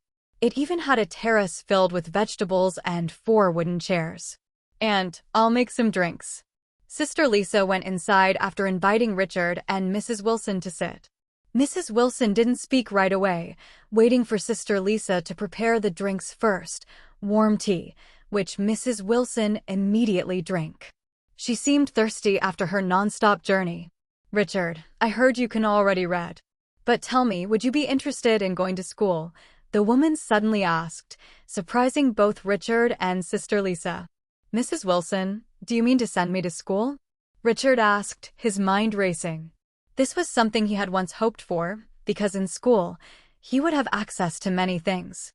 After all, schools were very rare in this world. Sometimes a whole city had only one. But they taught many things, not only reading and writing, but also magic and even training to become a sky armor knight. The problem was, his interest in school had greatly diminished since meeting his ancestor. Instead of going to school, he could visit his ancestor's cabin and learn anything from him. More importantly, he couldn't leave his ancestor alone. "I have a friend who is a teacher at the school in Appletown. If you're interested, I can ask him to admit you. Perhaps you can grow even better there." In this world, without school, it's very difficult to train one's abilities. "I myself once studied in school," Mrs. Wilson said, while Richard searched for the right words to politely refuse her offer. Richard thought for a long time, making it seem as though he was hesitant about going to school. This left Mrs. Wilson puzzled, for in her eyes Richard was always the kind of child filled with curiosity about the world. At first, she thought he would be overjoyed. "Richard, don't you want to?" Mrs. Wilson asked. "Mrs. Wilson, it's not that I don't want to, but I feel that a school full of children from all sorts of backgrounds is simply too crowded for me. I don't think I'd fit in." Richard answered calmly. "Of course, I want to learn, but I prefer studying on my own or finding a personal teacher. And as it happens, I already have one now who's been teaching me many things." "What?" Sister Lisa was shocked to hear his words. "Richard, who have you been learning from?" she asked, her expression filled with confusion. They lived in the same building, yet she had no idea about this. Mrs. Wilson's reaction was calmer, though her gaze lingered on Richard with a look of curiosity. "I can't speak about my teacher, but he's even been teaching me magic," Richard said. As he spoke, he raised one hand, summoning a faint glow of ether above his palm, ether of a distinct violet hue. Sister Lisa's eyes widened in disbelief, while Mrs. Wilson seemed to struggle to maintain her composure. Richard thought it was fine for them to know he was already training in magic. The important thing was that they didn't know the details. They could simply assume he had a remarkable teacher, powerful enough to guide him in magic at such a young age. Of course, he trusted them. Sister Lisa was only a villager here, while Mrs. Wilson had always cared for him deeply. Though he wasn't her son, he was the son of her master. She treated him as if he were her very own child. Mrs. Wilson finally smiled after her initial surprise. "It seems you are destined for greatness, Richard. With this, I don't need to worry too much about your progress." Richard gave an embarrassed laugh at her words. Everything he did, after all, was for the sake of ensuring he had a bright future. After that, their conversation drifted on. Richard didn't ask about magic, instead filling the time with questions about the outside world. And he had to admit, the world beyond this village was full of fascinating things. By late afternoon, a group of strangers suddenly appeared. "That's them," Mrs. Wilson said. Richard was amazed as he saw what they carried atop their wagon, a tall, fiery black horse, still young yet already massive in stature. "Mrs. Wilson, is that the one you meant?" Richard asked, and Mrs. Wilson nodded. "I know you want to explore, so I bought this horse for you. It's called a red-black horse, known for its incredible speed and a body far sturdier than ordinary horses. Records say these horses never fail to carry their masters to safety from beasts or bandits," Mrs. Wilson explained. She rose and led Richard over to the men, who treated her with great respect. It was clear she held a high status, though only a head maid. She did not serve just any family. They handed the horse over to Mrs. Wilson before departing. The horse looked remarkably tame. Its face even carried an expression that seemed almost willing to obey whoever became its master. Mrs. Wilson pulled its reins gently before placing them in Richard's hands. "Have you ever ridden a horse before?" she asked. "Yes, Sister Lisa's old horse," Richard replied. Sister Lisa did own a horse, though it was already old. Sometimes, in good spirits, she would even teach the children how to ride. In fact, for ordinary folk in this world, horsemanship was an even more vital skill than reading. For Sister Lisa, who was willing to pay a reading teacher, it was only natural that she would also teach the children to ride. She flushed slightly when Richard mentioned her horse was old, but couldn't refute him. It was the truth. "Since you already have experience, you can start riding this one. She's gentle and intelligent. If you give her a name, she'll grow fond of you," Mrs. Wilson said. Eager, Richard mounted the horse with natural agility. His light frame made it easy to climb onto her back even without magical strength, despite her height. Snort! Snort! The horse blew air through her nostrils, a horse's way of showing delight. "Mrs. Wilson, thank you," Richard said, brimming with happiness. Owning this horse meant he could one day travel far on his own. Though still a child, it didn't matter. He was already 7 years old, while most common children began working by 10. "What will you name her?" Mrs. Wilson asked, clearly curious. "Is she female?" Richard first asked to be sure. He had a hunch, but without checking, he couldn't be certain. "Yes," Mrs. Wilson confirmed with a nod. Then her name will be Athena," Richard declared. "Athena?" Mrs. Wilson and Sister Lisa echoed, confused. The name was foreign to them, yet it carried the strength of a warrior woman. "Snort! Snort!" The mare snorted again, seemingly delighted with the name, showing her approval. Mrs. Wilson finally smiled in satisfaction. "Richard, it's time for me to leave. If I'm able to come again, I'll be sure to bring an even more valuable gift," she said. Hearing she was leaving, Richard quickly dismounted. "Mrs. Wilson, when will you return?" he asked. "It's hard to say," Mrs. Wilson sighed. "Well then, don't worry too much, we'll meet again," she added with a smile. And with that, she walked away, her pace quickening until her figure disappeared before Richard even realized it. In fact, Mrs. Wilson did not leave immediately. She walked away, then quietly returned, hiding at a distance far enough not to be noticed, but close enough to observe Richard clearly. Her expression was filled with confusion as she watched him. Young Master Richard, how could he possibly practice magic when he has no affinity with any element and his soul is only a mortal soul? By theory, practicing magic should be impossible for him. Yet, he already possesses Tier 3 ether at such a young age. Even among the Moonshadow clan, aside from the ancestor who once competed for the world magic ether in the previous era, only Madame Rebecca ever attained Tier 3 ether. Of course, in her heart, she regarded Richard as her young master. Addressing him by name was nothing more than pretense to keep him from knowing the truth of his background. Unless I was mistaken when I detected his soul and elemental affinity back then? Impossible. I used the finest detection artifact owned by the Moonshadow clan. Could this be because of his teacher? But what kind of person could train a child who, by theory, should never be able to touch magic? And why would such a figure bother to help young Master Richard? I find that possibility hard to believe. Mrs. Wilson cycled through many speculations, but doubt always clouded her reasoning. In the end, she grew more inclined to believe that she had been the one mistaken when assessing Richard's talent, despite having relied on the best artifact available. What if Madame learns of this?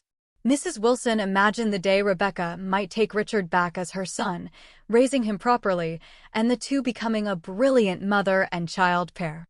But the moment that thought arose, Mrs. Wilson shook her head. She knew Rebecca's temperament too well. It is better this way. Madame would never lower her pride to regret her decision. Worse, she might become enraged upon learning the son she discarded turned out to be so gifted. If that woman grew angry, Mrs. Wilson dared not imagine what she would do. Rebecca was merciless to anyone, and over the past 7 years, she had only grown harsher. After much thought, Mrs. Wilson finally chose to leave, resisting the urge to pry further into Richard's mysterious teacher. She feared that digging too deeply would only bring trouble upon herself. Richard returned to the orphanage with Sister Lisa, leading his horse, Athena, who immediately drew the attention of the villagers. Now, no other horse could rival the black-red steed. Naturally, the villagers speculated about where Richard had acquired such a mount. Everyone knew he was the boy under Mrs. Wilson's care, and she always paid close attention to his growth.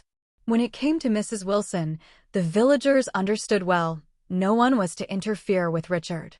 Richard left his horse beside the orphanage, in an area always thick with fresh grass. Athena seemed quite content there.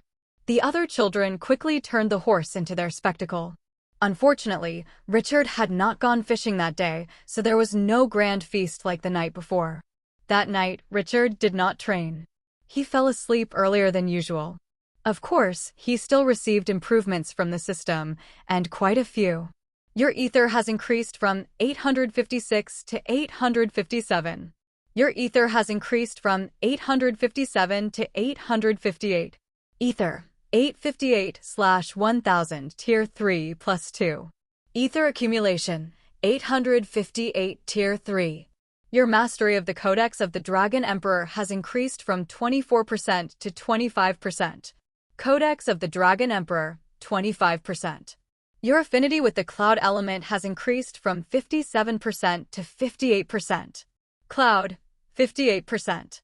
The next morning, Richard awoke and immediately began his day, bathing and eating breakfast early. He then went to check on Athena, who had already eaten and was drinking from a small ditch. Upon seeing him, the horse immediately took a ready stance, eager to begin their journey. Richard climbed onto her back and directed her toward the forest. Yesterday, he had not visited his ancestor, and he worried that the old man might not have eaten. As Athena began to run, Richard finally understood what speed truly meant. The horse was unbelievably fast, so fast he struggled to take in his surroundings. Yet, she possessed an extraordinary advantage: her balance. Despite the pace, Richard was not badly jolted around. All he had to brace himself against was the rush of wind from the front. The horse also showed intelligence, choosing open paths to ensure her rider was never struck by branches. Before long, Richard noticed they had reached his ancestor's hut. He quickly tapped Athena, signaling her to slow down. As she eased her pace, Richard saw that the hut had grown larger once again, his ancestor hard at work expanding it further. He also noticed the fire spirit queen, still unconscious and tied to a tree. When Aldrich saw Richard arrive riding a horse, his brows rose in surprise. Then he shouted, "Boy, why didn't you come yesterday? Do you know that I found something incredible washed down by the river? Quick, come and see. This could cut in half the time you need to reach the realm of Etherwell." What? Richard was utterly stunned by his ancestor's words. Something that could cut his time to reach the realm of Etherwell in half? What could it be? He was already close to that realm. If his progress could be hastened, could it mean he might achieve it very soon? Richard leapt down from his horse and ran straight toward his ancestor. "Grandfather, what is it?" he asked, excitement lacing his voice. At this point, Richard grew increasingly aware that the river's source was truly extraordinary. He even suspected that many things had already been carried downstream before he ever began fishing there. If that was the case, those things might have already dissolved into the great river at its lower reaches. "Wait here," Aldrich said. He entered his hut after saying that. Only a few seconds passed before he emerged again. "Take this." He tossed something toward Richard, landing in his hands before he even had time to see what it was. Looking down, he saw it was a bottle, seemingly crafted from crystal so clear it was almost invisible. "What is this?" Richard asked, confused. He could sense something unusual about the bottle, but with his current strength, it was difficult to discern what it was. "Ether bottle," Aldrich replied. "Place it before you when you absorb ether, and it will absorb the same type as you. It can hold up to 100 ether, condensing them into liquid. Once collected, you can drink it, and your body will absorb the ether. Of course, the liquid ether can also be sold. Its price is quite high." "Really?" Richard couldn't help but marvel at the bottle's ability. He examined it more closely. "Try absorbing ether now," Aldrich urged. Richard nodded. Sitting down, he placed the bottle before him and began his practice. For him, absorbing a single ether currently took more than 2 hours. He was used to it by now, so he remained patient even though he wasn't in his room. His ancestor didn't disturb him. "Ether, 859/1000 Tier 3 plus 1. Ether accumulation, 859 Tier 3. Richard quickly opened his eyes when he saw the notification that his ether had increased. Then he turned his gaze to the ether bottle. Sure enough, he saw a faint trace of purple liquid inside, so little that it was nearly invisible. He had to bring the bottle right up to his eyes to see it clearly. "Grandfather, can I drink it now?" Richard asked. "Of course you can, but it's too little," Aldrich replied. "I just want to try it first," Richard said. He then drank the liquid inside the bottle. It was barely anything, yet he still tasted it on his tongue. Because it was so little, he couldn't even swallow it. It simply slid down along with his saliva. Moments later, he felt something stir in his body. Then it suddenly burst forth, spreading throughout his limbs. "Ether, 860/1000 Tier 3 plus 1. Ether accumulation, 860 Tier 3. It really increased. Richard was astonished. At this rate, his training could become twice as fast, even without considering the system's assistance. This is a highly valuable treasure. You must guard it carefully or you'll be robbed without even realizing it. When it comes to magi, even those with kind dispositions, they will not hesitate to rob others if given the chance, since robbery isn't considered a crime among them," Aldrich warned. Richard fell silent, though he had indeed heard of such things from the tales of the Dragon Knights. Among magi, the standards of crime were not the same as with ordinary humans. "But grandfather, did this bottle really get carried here by the river's current?" Richard couldn't help but press the matter, eager to explore the river's source. "Didn't I already tell you? But boy, be patient. For the record, even though my power is in ruins now and must be rebuilt, I am still far stronger than magi at the realm of ether will, and yet I haven't dared act." Aldrich easily guessed Richard's intent. "Besides, when would it be your turn to claim such a treasure? Do you think I, your ancestor, wouldn't desire it myself?" Richard. He was dumbfounded. Though Aldrich's tone sounded joking, Richard sensed he was deadly serious. If something truly priceless lay at the river's source, of course his ancestor would want it for himself. This was nothing like the ether bottle, which held no real use for Aldrich. "Grandfather, in that case, it seems we'll have to compete for it," Richard said. "What? Boy, you dare compete with your ancestor?"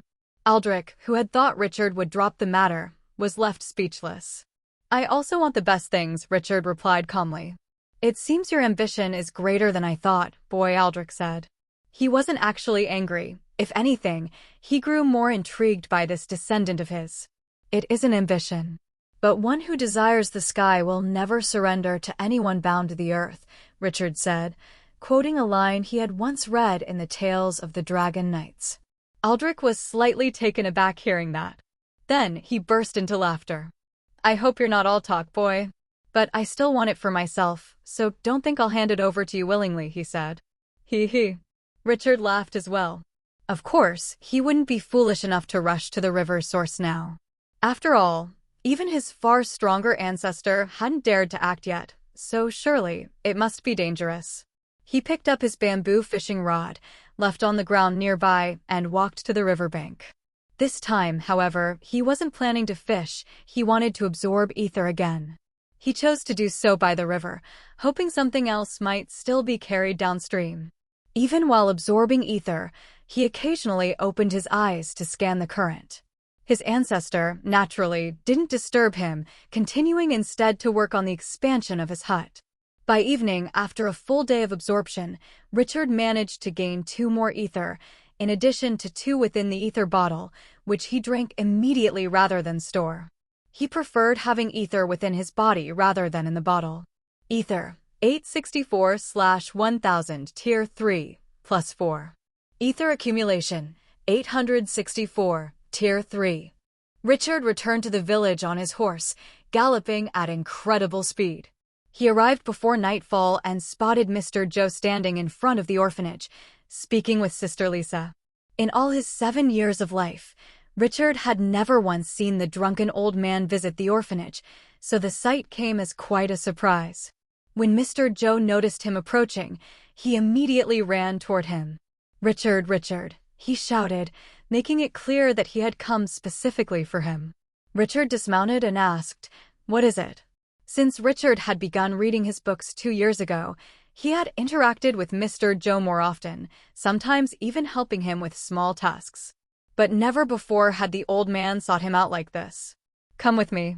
The old man suddenly grabbed Richard's hand and pulled him away from the orphanage in a hurry, stopping only once they had reached a place where no one else was around. Richard grew even more confused. He had already asked, so he didn't press further, he simply waited for the old man to speak. But instead, Mr. Joe raised the wine jug he always carried and took a long drink, which made Richard scowl in irritation. The old man sighed with relief after drinking. "Old man, just tell me already," Richard said, unable to hold back. As he spoke, Mr. Joe pulled something out of his robe pocket. It turned out to be a folded piece of paper. "Help me read this," he said. Hearing that, Richard rolled his eyes. "I thought it was something serious, and it turns out you just want me to read," he muttered with a pout, snatching the paper from his hand. But the moment his eyes scanned the words on the page, he had to fight to keep his expression from changing too much. When he glanced at Mr. Joe's face now, he found it full of hope and curiosity. Yet the contents of the letter read, "Damn old Joe, stop sending me your rotten grapes.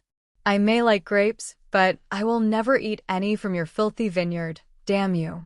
You're already old, yet you still chase after me. Do you know that I feel like I've been chased by dogs my whole life? Damn you, why are you still alive when I always expected you to die badly?"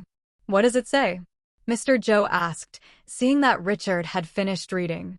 At that question, Richard didn't know whether to laugh or cry. Recently, he had learned that Mr. Joe had once loved a woman in his youth and still loved her even now, despite both of them being old. Coincidentally, the woman had never married. Mr. Joe had continued pursuing her, sending grapes from his vineyard to her every harvest. In fact, the very reason he grew grapes at all was for her. She was also the reason he had become both a drunkard and a heavy gambler. Yet all this time, the woman had never once responded. She had always ignored him. Today, it seemed, was the first time she had ever written back. If Richard were to tell him the letter's true contents, he feared Mr. Joe might throw himself into the river. So he forced a smile to hide his true expression. "Mr. Joe, it's a note of gratitude for always sending grapes to the sender," he said, lying through his teeth. Mr. Joe instantly looked thrilled. Even the effect of the wine seemed to vanish at once. "What else?" he pressed, making Richard feel an ache in his chest. He had to lie again. "The sender seems to hope she can keep enjoying your grapes until the end of her life." "Ha ha ha." Mr. Joe burst into roaring laughter. "Richard, quick. Get your horse and take me to Appletown. If you do, I'll pay you and give you the most precious book of my ancestors, kept safe in Appletown." Richard. In the end, things spiraled out of control. Still, Richard agreed to Mr. Joe's request to escort him to Appletown, if only because he was deeply curious about the priceless book he had promised. He had already been full of plans to leave the village one day, and now, suddenly, he was about to do so in the dead of night. Of course, he asked Sister Lisa for permission.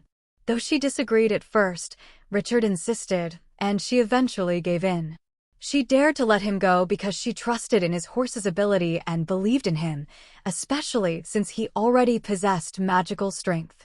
One horse, one 7-year-old boy, and one old man carrying a sack of grapes. Richard sat in front while Mr. Joe sat behind him, holding a torch fueled by special oil so that its flame would not go out under any condition, save when the oil itself ran dry.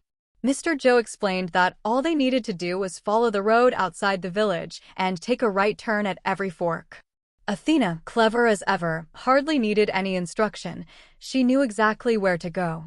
Even with an extra passenger, her speed did not falter. In fact, she ran even faster now that she had the open road before her. Though countless stars filled the sky, the night in a land without lamps was still far too dark. Richard could see only a few meters ahead by the light of Mr. Joe's torch. Beyond that, everything was swallowed in pitch blackness. He was barely aware of what lay to either side of him. Fortunately, Athena seemed to possess excellent night vision. She continued running without trouble. Yet from time to time, Richard heard the deep roars of wild beasts reverberating through the air. Clearly, dangerous creatures prowled the darkness. "Mr. Joe, how much longer before we reach Appletown?" Richard asked. "At this pace, it shouldn't even take an hour," the old man replied. "Oh, look, Red Wheat Village is already in sight." He suddenly pointed to their right. Richard followed his finger and indeed saw a village faintly illuminated by the torches lining its homes. Compared to Purple Rose Village, this one was about 5 times larger, lying lower on the slope below them. Not far ahead was a right-hand turn that led down toward it. Once they descended that path, Red Wheat Village quickly came into view. With Athena's speed, they reached the village entrance in no time. Being much larger than Purple Rose, the village had shops lining its main street. Richard even spotted 3 taverns still open, packed with what looked like adventurers. Richard urged Athena to slow down. He had no intention of stopping, but if she dashed through at full speed, he worried the gust of wind might snuff out the torches in front of people's homes. After all, those torches used only ordinary oil. Richard naturally didn't want to stir up trouble with the villagers. As they passed the taverns, he glanced inside. Most of the patrons were burly men with intimidating physiques. Yet they laughed loudly, drinking and carousing with barmaids who didn't seem to mind being held. Naturally, Richard drew attention. The adventurers and barmaids grew curious about the boy riding a massive horse at night with an old man seated behind him. More than a few found the sight intriguing, if not baffling. Richard nodded politely to some of them with a smile. Once they left the village behind, he urged Athena to pick up speed again. Around Red Wheat Village, many other settlements could be seen, all connected by branching roads. But they didn't need to pass through those to reach Appletown. The road was no longer deserted either. Occasionally, Richard spotted other travelers on horseback or in horse-drawn carts. None of their steeds could match Athena's speed. The path continued to slope downward, and Richard realized that the villages were actually built atop a mountain, Purple Rose Village being one of the highest. As they descended farther, the villages they had passed now stood clearly above them. After some time, Richard began to see signs of greater activity up ahead, proof that they were nearing Appletown. Faintly, he saw a wall about 15 meters high stretching in a circle before them. Richard needed no explanation. This had to be Appletown. Though not as massive as Night Valley City, whose walls reached 50 meters, Appletown was still far larger than he had imagined. Before long, they reached its gate. Half of it stood open while the other half was shut. About 5 silver-armored soldiers stood guard, Sky Armor Knights, accompanied by other guards inspecting each arrival. It seemed entry into the town required a fee. Mr. Joe already had payment ready. Richard saw a handful of copper coins in his palm. When their turn came, Richard dismounted, leading Athena forward, since everyone else had also dismounted. He didn't need to say a word. Mr. Joe handled the transaction. They were quickly inspected. Finding nothing unusual, the guards let them through. Passing under the gate, Richard finally saw Appletown in all its splendor, far greater than he had pictured. Nearly every house was made of stone or concrete, painted in bright colors, and stood 2 or 3 stories tall. He even saw many massive buildings whose purposes he couldn't guess. Even at night, the town was well lit, its streets alive with activity. Mr. Joe looked delighted and suddenly stepped forward in the direction of a street. But before he could go, Richard caught his hand. "Mr. Joe, where are you going?" Richard asked, knowing the old man's impatience. "I'll give you the book later," Mr. Joe replied. "No, I want the book now," Richard said firmly. He tightened his grip. Though only 7 years old, Richard's strength and his 10% access to ether was more than enough against an old man. Mr. Joe couldn't break free. Richard wasn't foolish enough to let him meet his beloved first. If that happened, Richard was sure the truth would come out, and then Mr. Joe would never hand over the book. "Come on." Richard tugged him toward Athena, earning strange looks from passers-by at the sight of a child dragging an old man around. Forced into it, Mr. Joe didn't dare resist, though his face was full of unease. "Fine, fine. Go to the library," he said at last. "Library?" Richard was startled. "You keep the book in a library?" he asked with a frown. "Not exactly. It's at my house, and my house is behind the library," the old man explained. Hearing that, Richard exhaled in relief. If it had been in a public library, he feared it might have already been taken. It seemed Mr. Joe's family background had once been fairly decent. He even owned a house in Appletown, and perhaps one in Night Valley City too, given how often he traveled there.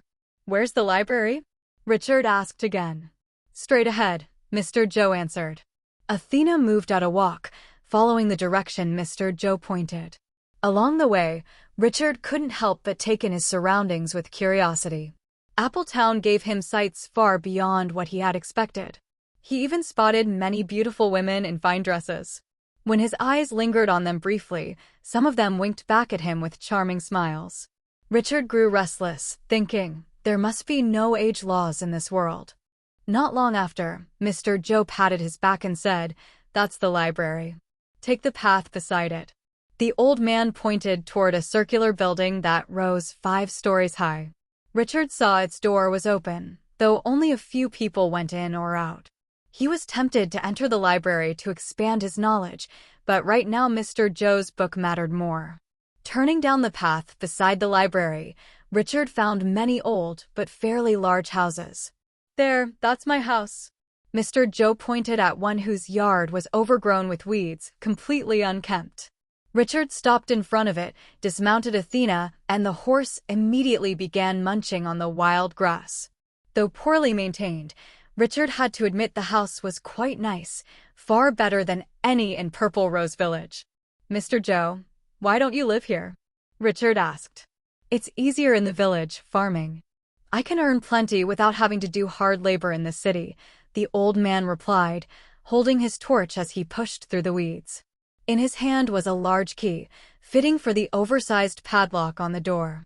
Mr. Joe unlocked it with ease, then pushed the door open. Screech! Screech! Screech! Suddenly, a swarm of bats burst out of the house, several smacking into Mr. Joe's face. Luckily, Richard ducked in reflex, though a few brushed past his hair. "Damn it!" Mr. Joe cursed angrily, thrusting his torch inside, lighting up the living room.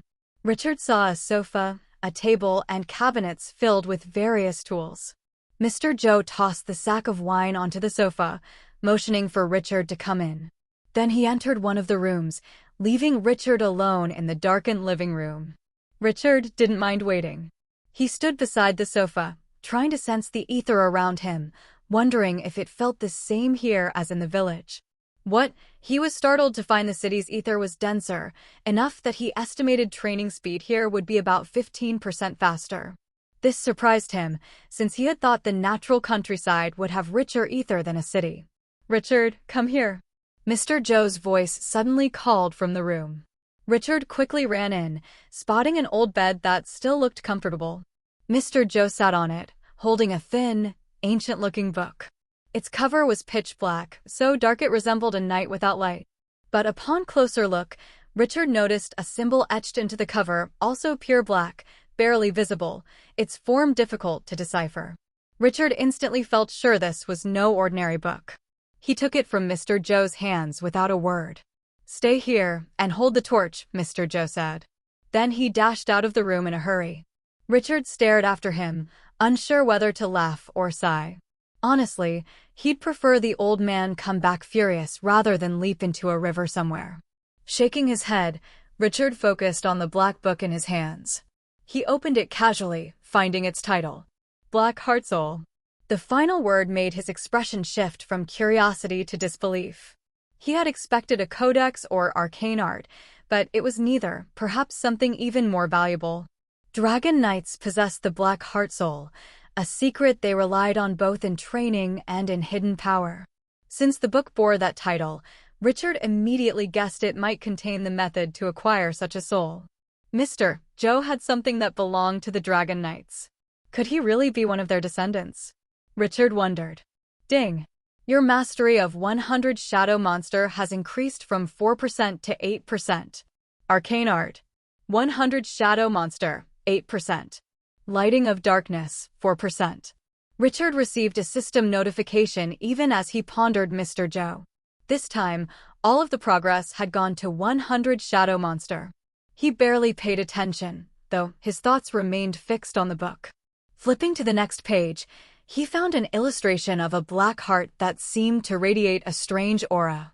Beneath it was a short description. Black Heart Soul. A soul that transforms your heart into a vessel for hidden power, a power you must feed with rage and grudges born of battle and slaughter. For you alone who revel in carnage. Richard frowned deeply at the last line. For you who revel in carnage. It made him question whether this was really meant for him. Maybe I don't need to think too hard about it. What matters is gaining the Black Heart Soul itself. That alone will raise my talent drastically. Perhaps the system will boost its growth further, even without me resorting to slaughter. For someone who had never killed, only fought childish scuffles, massacre was far beyond his experience. He couldn't say what kind of person he would become in this harsh world. Would he remain a kind-hearted angel, or turn into a cruel demon? It was impossible to predict. Bang! Suddenly, the door slammed open. Richard, you little brat. How dare you trick me? Mr. Joe's furious voice thundered, making Richard's back stiffen. Damn, how did he return so fast? Is that woman's house really so close? Richard thought in disbelief. Moments later, Mr. Joe appeared at the doorway, clutching a long iron rod. You brat, damn you, he roared, charging and swinging it toward Richard. Old man, don't go crazy, Richard snapped back, leaping aside to dodge. Richard tried to calm the old man down, but he was truly furious, chasing him relentlessly. In the end, Richard had no choice but to use light force, knocking him down and tying him up with a rope he found under the bed. He even shoved a rag into Mr. Joe's mouth to stop the shouting. Old man Joe, I didn't trick you because I wanted to, but because I didn't want to hurt your feelings. Who could have guessed you'd actually show up? Richard explained. Of course, those words alone weren't enough to pacify Mr. Joe. The old man still glared daggers at him. Richard couldn't be bothered to explain further. He grabbed the torch and went back to the living room, leaving Mr. Joe in the dark. He figured the old man needed one night to cool off. To his surprise, the living room floor was covered in spilled grapes from Mr. Joe's sack. It seemed the old man had returned with his wine grapes, only to scatter them across the floor. Richard picked one up and ate it, finding it refreshingly sweet. Mr. Joe's grapes really are top quality. No wonder he keeps making so much money. Too bad the woman of his dreams doesn't want to swallow even a single grape of his, Richard thought. Placing the torch nearby for light, he began reading the Black Book. It detailed the process of transforming his soul into a Black Heart Soul. The text was written in plain language, so Richard had no trouble understanding it, though of course, he couldn't memorize every word. The method wasn't as complicated as he had imagined. It didn't require gathering rare ingredients. It was more of a mental act to alter one's soul. Though, it did require a few materials, not overly rare, but obtaining them might demand some cruel actions. The primary condition, however, was having a 90% affinity with the darkness element, which Richard indeed possessed. If one had that, the next step was a rather intricate ritual. Richard mulled it over in his mind as he absent-mindedly munched on grapes from the floor. Then, he remembered the library just across the street. I need to learn more, he told himself, before leaving. He hung the torch on the wall to keep the room lit. He left his horse, Athena, in Mr. Joe's yard and walked to the library, which seemed to remain open no matter the hour. Perhaps the people of this world believed that book lovers never stole, and thieves never stole books. Upon entering, Richard saw more people than he expected. The light inside wasn't too bright, but enough for peaceful reading. Men and women, young and old alike, were seated in corners with books in hand. As a 7-year-old boy, Richard naturally drew curious glances.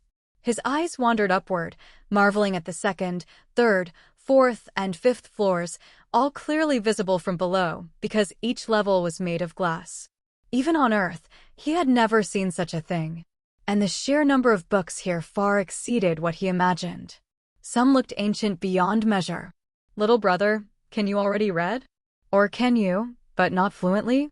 If you don't want to struggle, why not just ask me what you want to know, and I'll tell you, a pleasant female voice suddenly spoke beside him. Richard almost stumbled as he turned, startled to find a woman who seemed to appear out of nowhere. But once the surprise faded, another struck him. She was young, perhaps 20, with long, glossy pink hair so smooth it seemed even insects would slide off. Her skin was white as snow with a faint redness, wearing a white leisure dress that was simple but did not look simple as it was made of silk. On each ear dangled long golden earrings with small moon and star-shaped diamonds at their tips. Richard couldn't help but be slightly captivated by her beauty. At the same time, he remained wary. This woman was clearly no ordinary human. Are you sure you can answer everything I ask? Richard replied innocently. Everyone who frequents this library knows that since childhood, I've read here almost every day. If your questions have answers in these books, I'll likely know them, saving you the trouble of picking a book and starting from scratch. Really? Richard's expression was skeptical. You don't need to doubt me. Many people have already paid me for this work. Richard. I thought you were a volunteer, helping people for free, he said, not hiding his disappointment. A few bystanders chuckled at his words. A scruffy-looking youth even added, Kid, you must be from the countryside. But here, you pay even just to take a piss. Laughter grew louder around them. I don't have any money, Richard said irritably, turning to leave. Don't worry, I don't only accept money. You can pay with other things, anything of value. Since you're from a village, you might have vegetables or something similar. Of course, they need to be fresh, something easy to sell, the pink-haired woman answered earnestly. Richard was taken aback. He turned back to her and asked, What about grapes? Those will do, she nodded. Wait here. Richard bolted back to Mr. Joe's house, returning in less than a minute. He gathered the grapes scattered on the floor, stuffing them back into the sack. Though he only managed to fill half of it, he figured that would be enough. After all, grapes weren't rare, especially high-quality ones like these. Richard returned to the library carrying the sack, a sight he himself could hardly put into words. Fortunately, he had mentioned grapes earlier, so most people already knew what he was bringing. Please take a look, he said, revealing the contents of the sack to the pink-haired woman. She picked out a single grape. Its purple, glossy hue immediately reflected in her eyes, the same color as her shimmering hair. Click! She placed it between her rosy lips, lips shaped faintly like a heart. An expression of delight spread across her face as the juice touched her tongue. Delicious, like a cold night. With the amount you've brought, this will be enough payment for tonight. First, little brother, let's introduce ourselves. I am Olivia Skylight. You've surely realized I am no ordinary person. Yes, I am the most gifted young magus in Appletown. My talent is spoken of even in Night Valley City, envied by many young magi there. My background is extraordinary. The Skylight family is famous across the land. But by fate, I was born here in this city, thanks to my father's charm. What is your name, little brother? Richard, he answered, his voice trembling slightly. Your family name? Olivia pressed curiously. I grew up in the orphanage since I was a baby. I have no family name, Richard replied. Then your fate is sadder than mine, for at least I know my origins. But from your face and the determination in your eyes, I can tell you must have an unusual background, one you've yet to discover. Very well, don't hesitate to ask me anything. Let's sit over there. She led him to a seat by the window. Richard followed, feeling more intrigued by her. They sat across from one another, a small table between them, just large enough for a book. By the way, don't speak too loudly. People here don't mind when I offer my services, but otherwise, they find noise disturbing, she whispered once they were seated. Richard nodded. Tell me, what do you wish to know? She asked. There's a lot. I want to know everything about magic and this world, Richard said eagerly, his expression burning with curiosity. From his ancestor, he could learn magic, but there were things he couldn't openly ask, especially about altering souls, since the old man believed he possessed a great soul. If he revealed he had a mortal soul, the ancestor might start to suspect something strange about how he could train in magic at such a young age. Suspicion from such an ancient being was dangerous. More importantly, Richard needed to know about the world itself, the land of humans, its cities, its territories, and the ruling families. Olivia was gradually astonished by his questions.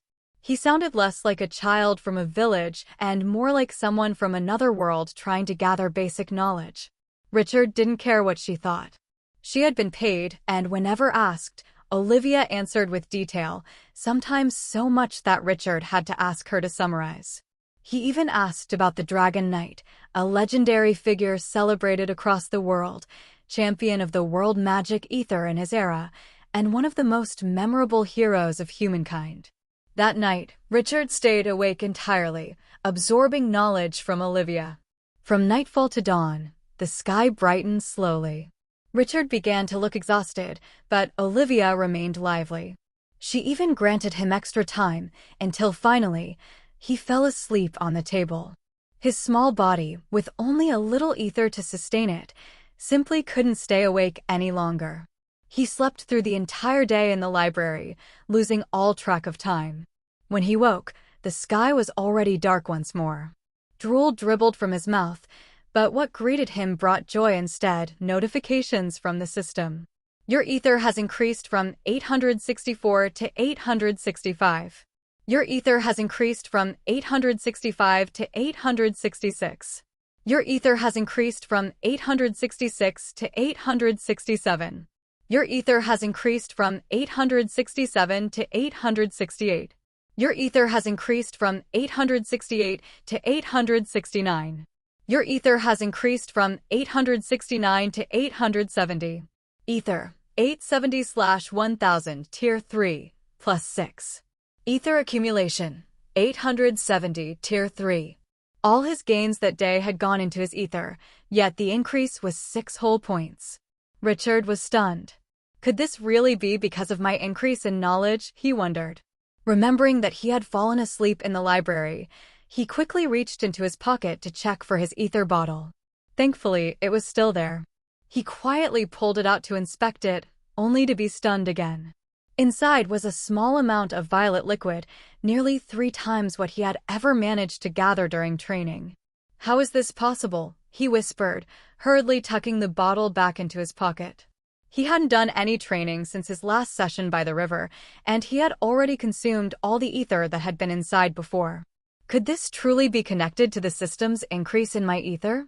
A strange expression crept across his face as he pondered.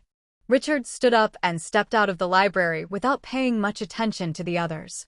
He had forgotten about Olivia, but suddenly remembered Mr. Joe, still tied up. Even so, as he walked along the road back to Mr. Joe's house, the desire for more ether overwhelmed him. He couldn't resist drinking from the ether bottle. The energy merged with his body effortlessly. The result: Ether, 876/1000, Tier 3, plus 6. Ether accumulation, 876, Tier 3. Closer to the target, he murmured happily. When he entered Mr. Joe's house, it was already dark. The torch had clearly run out of oil. But from his own hand, a flame appeared. It was no larger than a ring hole, yet brighter than 10 torches combined, illuminating the entire room. A simple thing for him to create, though he rarely bothered to use it. In truth, that flame consumed barely a tenth of a single ether. Its brilliance came from his 90% affinity with the fire element, enhanced by the fact that it was born of Tier 3 ether. Even a flame that small could threaten an ordinary human. That was why Richard dared to wander so freely. He knew he was not weak, even though he had yet to reach the realm of ether will. He tossed the flame toward the torch, and it blazed again, even without oil, lasting for several hours, though dimmer than it had been in his hand. Then he carried the torch into Mr. Joe's room. The old man was still bound, his mouth gagged with cloth. His eyes were open, yet vacant, blinking only now and then. When he saw Richard standing at the door, fear flickered in his gaze. Only now did he seem to realize the cruelty of the boy's punishment, tied for nearly 24 hours, without food, without even the chance to breathe properly through his mouth. Richard, however, felt no need to apologize. He had explained once. He would not explain again. He pulled the cloth from the old man's mouth, then loosened the ropes. Mr. Joe exhaled in relief the moment he was freed. "Young boss, I was wrong. Please, don't punish me again," he begged, tears spilling down his cheeks. His voice was pitiful. An old man, his spirit broken, tied for nearly a day straight, he now seemed more like a frightened child. Richard was reminded of the times he had subdued the other orphans until they bowed to him. Now he had done the same to Mr. Joe. If someone treated him as a subordinate, he would naturally act as their superior. "Do you have money? I want us to have dinner at a restaurant," Richard said. Yes, of course. We'll have dinner at a restaurant," Mr. Joe replied quickly. And so, they left the house together. Richard led his horse by the reins without riding it. Since night had just fallen, Appletown was at its liveliest. Work was done, but it was far from bedtime. He saw many restaurants along the roadside, offering foods he had never seen before. Richard knew well that he and Mr. Joe did not belong in a luxurious place, so he searched instead for something modest. Though his appearance was unusual, his clothes were far too plain. At last, he chose a corner restaurant with only one customer. It sold a dish he deeply missed, noodles and broth with boiled meat. To his delight, this world had its own version. Richard said nothing as he entered, leaving Mr. Joe to order and pay. He simply waited, then began eating when the food arrived. A look of satisfaction spread across his small face at the flavor. Oh! While he ate, his attention was caught by another boy who entered the restaurant. An indifferent face, messy brown hair, a tattered robe, strikingly handsome features marred by half-healed wounds, and a broken sword strapped to his back.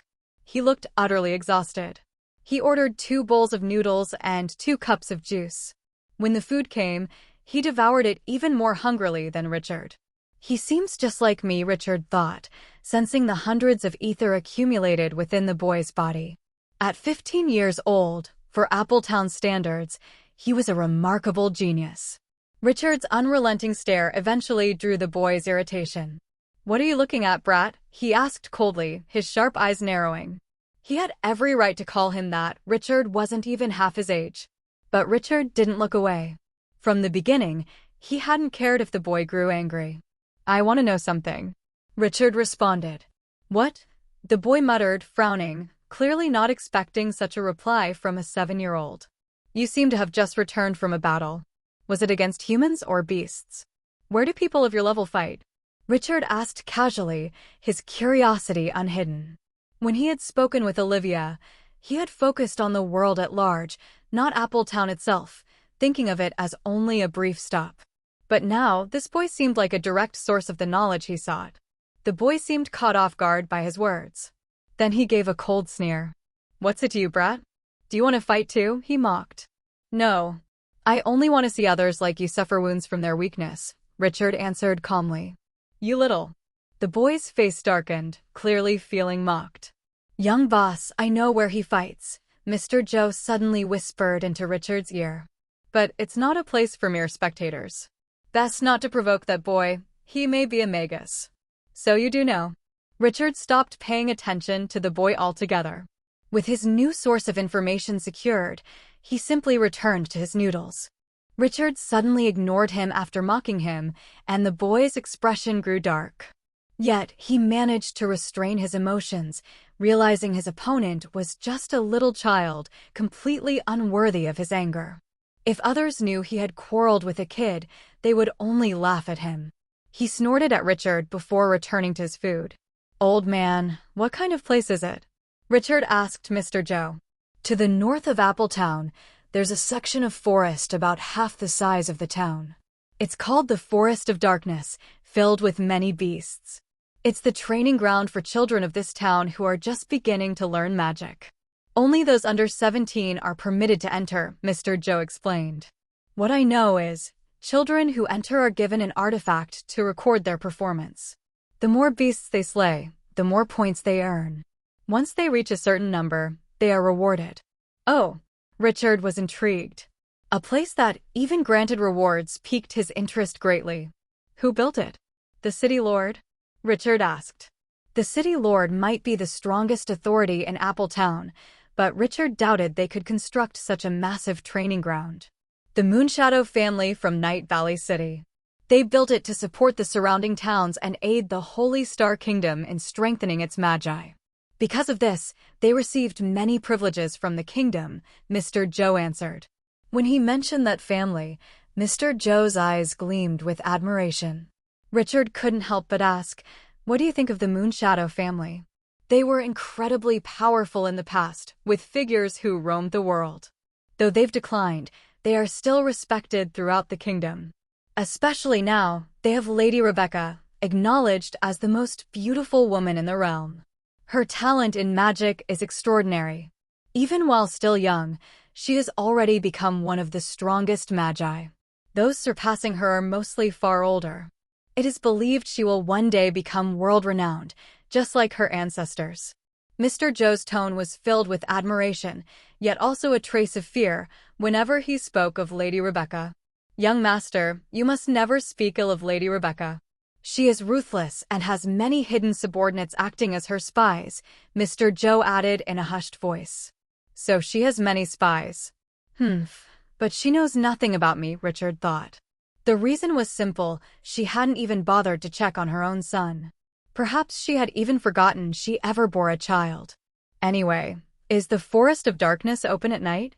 Richard asked. No, only during the day. No one is allowed to enter at night, Mr. Joe replied. Looks like we'll be staying in Appletown longer, Richard murmured to himself. Young master. You're here. I've been searching the entire city for you. Why didn't you return home after coming out of the Forest of Darkness? Are you hurt? Suddenly, a maid in her 20s rushed in, panic in her voice, approaching the 15-year-old boy who looked visibly annoyed. Elsa, I'm fine. Go back. I'll return later, he said. No, I must take you back. Young Master William, Madam is terribly worried about you. She scolded Sir for pushing you too hard. If you don't return with me, I will follow you wherever you go, Elsa replied firmly. Young man, you'd better not act out too much. Don't make your mommy cry from worry, Richard couldn't help but comment as he and Mr. Joe left the restaurant. He gave a cold smirk toward the 15-year-old, whose expression froze in disbelief. Elsa too was shocked, hearing such words from a 7-year-old. William nearly exploded in anger, but Elsa stopped him, clearly unwilling for him to get into a fight with a child half his age. Young master, would you like to stroll around? Mr. Joe asked from behind. No. Back home, Richard replied. Tonight, he would simply absorb ether until he fell asleep, ensuring he had more for tomorrow. Since there were 2 rooms in Mr. Joe's house, each of them took one. Richard left his room dark after making sure it was safe and free of bats. Sitting cross-legged on the floor, surrounded in complete darkness, he began absorbing ether, which, he noticed, was easier in this city. Compared to the Purple Rose Village, he felt he could absorb as many as 4 ether here if he pushed himself. But just as he started his training, unexpected notifications from the system appeared. Your ether has increased from 876 to 877. Your mastery of the Codex of the Dragon Emperor has risen from 25% to 30%. Because your mastery of the Codex of the Dragon Emperor has reached 30%, one of your innate arcane arts, Dragon's Roar, has been unlocked. Ether, 877/1000, Tier 3, +1. Ether accumulation, 877, Tier 3. Codex. Codex of the Dragon Emperor, 30%. Codex of Moonshadow, 4%.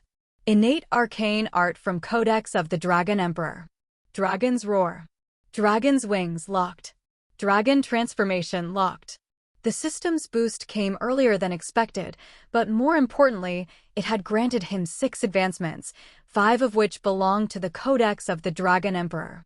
Richard felt a kind of evolution, a profound transformation, as his mastery reached 30%.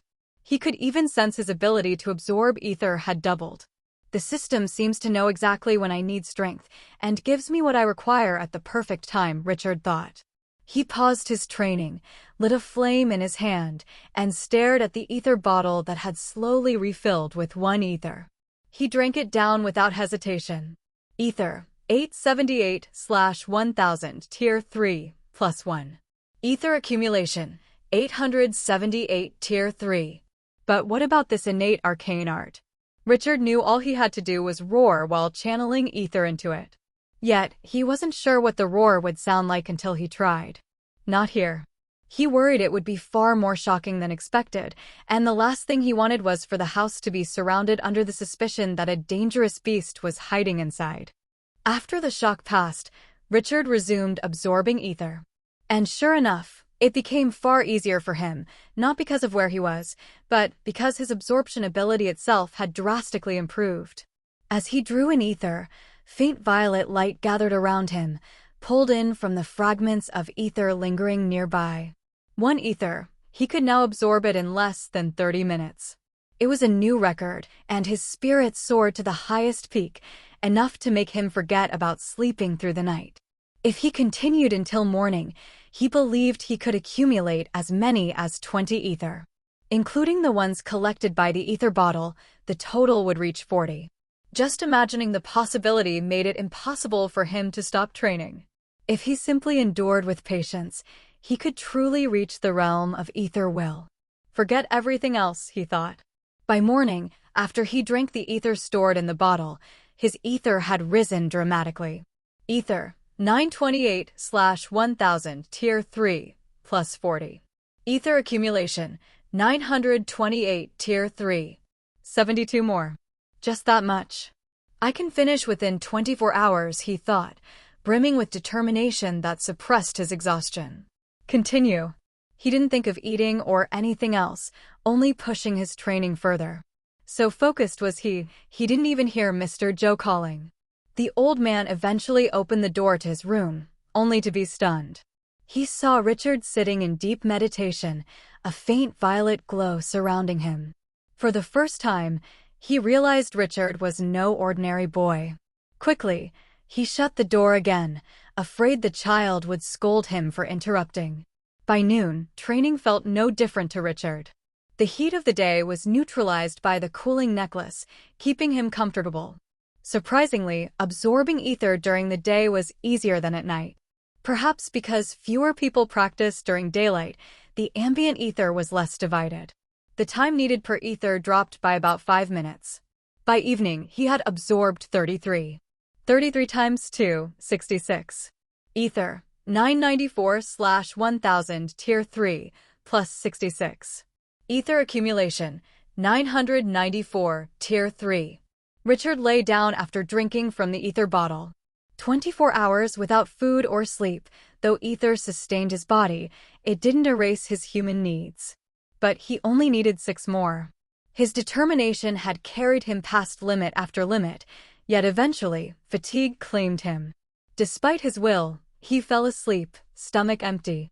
But in the middle of the night, the system's voice stirred him awake. Your ether has increased from 994 to 1000. Ether, 1000 tier 3, plus 6. Ether accumulation, 1000 tier 3. 1000 ether has been accumulated within your body. You have entered the realm of ether will. Your body has automatically created an ether will, allowing you to command all of your ether. Status. Name, Richard. Magic realm, ether will. Ether, 0/10, 000, tier 3. Ether accumulation, 1000 tier 3. Notice, to advance to the next realm, you must not only accumulate 10,000 ether, but also replace your skeleton with an ether skeleton. This is external. You must acquire it yourself. Richard woke with eyes wide and refreshed. At least he had managed a few hours of sleep, enough to clear his mind. Joy. Pure joy filled him. Something had awakened within his body, a soul light, difficult to describe. It was part of him, a fragment of his will, a force that could command powers beyond human control. The 1000 ether within him now felt sharp, distinct. He could control all of it. Everything was different now. So this is what power feels like, he whispered in awe. The only thing frustrating him now was that he had no proper place to unleash it inside this room. He stood, swaying, nearly collapsing again. Bang! He forced himself out the door, startling Mr. Joe, who was drinking wine in the living room. Richard's eyes immediately landed on the loaf of bread beside the wine. Without a word, he grabbed it and devoured it ravenously. His hunger was unbearable. Inside the bread, there was even meat, which gave him much-needed strength. Water, he demanded hoarsely. Mr. Joe leapt up and rushed to the kitchen, returning with a cup of water. Richard snatched it before he could offer it, downing it in one gulp. Only then did he calm down. Now he truly understood the terror of starving for more than 24 hours. No, it had been closer to 30. Of course, he kept eating, though slower now, while Mr. Joe brought him another cup of water. Boss, are you all right? Mr. Joe asked carefully, realizing fortune awaited him as long as Richard was pleased with him. Once, he had called him young boss. Now, he called him simply boss. Richard gave a faint smile. Even toward Mr. Joe, his mood was too good not to share. You know now, don't you? He said. The old man quickly nodded. I never expected you to be so great, already practicing magic at such a young age. It is exceedingly rare. In this entire region, I believe only Lady Rebecca has accomplished the same, he said with awe. Hearing her name again, Richard only laughed inwardly. Indeed, that woman had begun practicing magic at the age of 7. But he had reached the realm of ether will at the same age. He wondered what her reaction would be if he appeared before her now, claiming to be the son she abandoned as an infant, and showed her his power. Of course, he had no intention of doing so. For him, it was enough to focus on himself. With the system's help, my life will never be as complicated as others. I don't need to involve myself in unnecessary messes, he thought. The rest of the night, Richard went back to sleep, satisfied after experiencing the power within his body. His only true activity in Appletown so far had taken place at night. He had yet to explore the city during the day, and he didn't want to let tomorrow pass without seeing it under the sun. Perhaps because of his lack of sleep, by the time he woke up, the sun was already shining brightly through the window. He immediately sat up, stood, and stepped out of his room. Hee, boss, you're awake. The first thing he saw was Mr. Joe's beaming smile. Old man, you don't look heartbroken anymore, Richard remarked. At his words, Mr. Joe suddenly remembered his crushing heartbreak. Aim. He cleared his throat. Your punishment nearly made me forget about my own life. And then I was overjoyed to discover the brightest diamond I've ever seen, he chuckled. Am I the diamond you're talking about? Richard asked with a faint smile. I'm certain you'll become someone great in the future. But I'm a little confused, talented as you are, without access. How are you able to practice magic? Mr. Joe voiced his curiosity.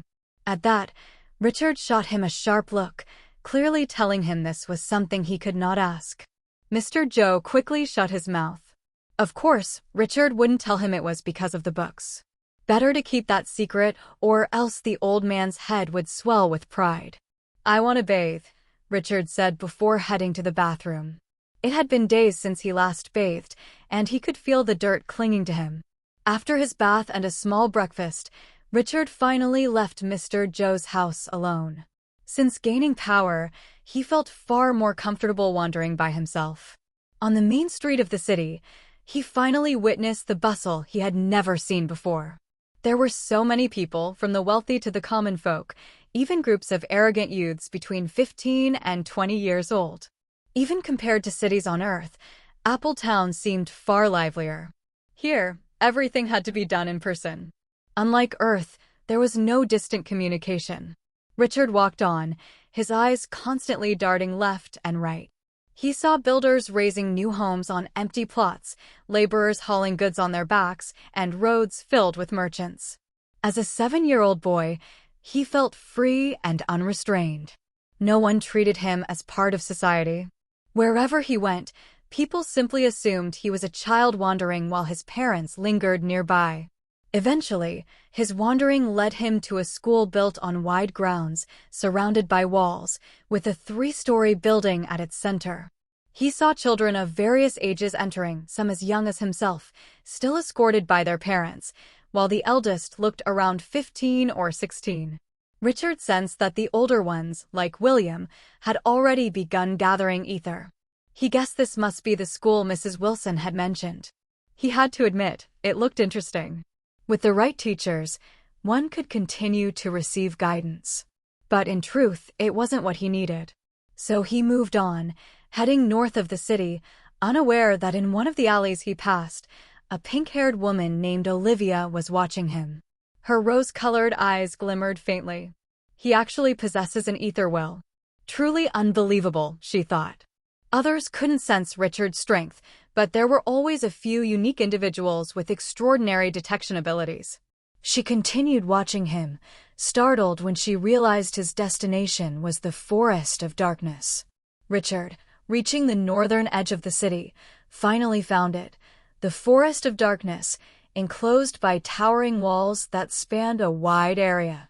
Inside loomed immense trees, and now and then, fierce roars echoed from within. The gate to the forest was heavily guarded by Sky Armor Knights. Only children aged 17 or younger could enter. What surprised him even more was something resembling a screen, though seemingly made of magic, fixed to the wall. It displayed names, their points, and ages. He even spotted William Wagner's name, ranked 4th with a total of 663 points, age 15. Richard guessed this was the same William he had met yesterday. "Richard." Startled, he turned to find Olivia suddenly standing beside him, her charming smile catching him so off guard that he nearly stumbled. "Do you want to test your strength?" she asked, her words making his eyes tremble. But he quickly regained his composure. "Yes," he answered. In truth, the Forest of Darkness isn't the most suitable place. The beasts within are only Tier 1 and 1+. They're meant for children who haven't awakened their ether will, Olivia explained. Richard had already suspected she knew, since she asked if he wanted to test his strength. But to him, it wasn't a serious matter if someone knew of his power. "Of course, I understand. You must be aiming for the rewards, haha." And rightly so. The reward for reaching 1,000 points is an ether skull. It's a very expensive item, more expensive than hands and feet or body parts. "At your realm, gathering 1,000 points wouldn't take more than a day," she added. Hearing the price she spoke of, Richard's interest grew. To advance to the next realm, beyond accumulating ether, he would need to replace his skeleton with an ether skeleton. Naturally, this was no simple matter. Ether skeletons were rare, said to be born of the world itself, and each time they appeared, great powers fought to claim them. And they never appeared whole, only as separate parts, such as skull, hands, or legs, forcing people to gather them piece by piece. "By the way, Richard, what if we work together? You help me retrieve something from the Forest of Darkness, and I'll pay you accordingly. I can even help hide your identity if you don't want to draw attention," Olivia offered once more. Richard hadn't expected such an offer from her. He couldn't help but ask, What is it you need me to retrieve? A necklace from a corpse buried deep in the forest.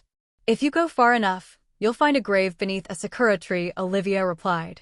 Richard frowned at her words. Taking something from a corpse, just hearing it made his skin crawl. And wouldn't that mean he would have to dig up the grave as well? What will you give me in return? Richard asked. You might like this.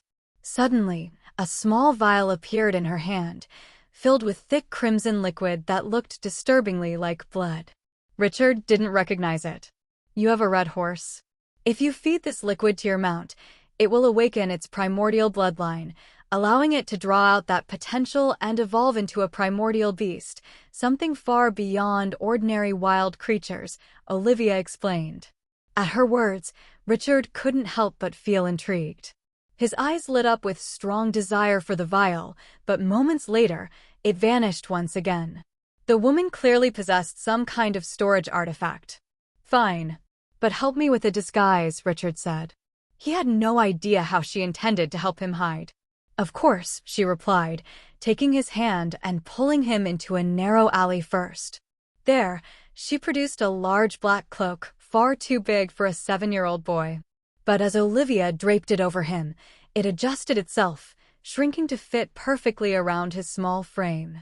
The cloak came with a hood that covered his head, and from it radiated a faint white glow, making his figure harder to discern. This is a ghost cloak, quite common among magi though still very expensive. In regions filled with powerful people, many magi use these to conceal their identities, Olivia explained. But when you register for a token, they'll check your hand and confirm your age. So they'll still know you're 7. Not much you can do about that, besides being short, ha ha. I'm tall for my age, Richard muttered with a pout before heading toward the gate of the dark forest.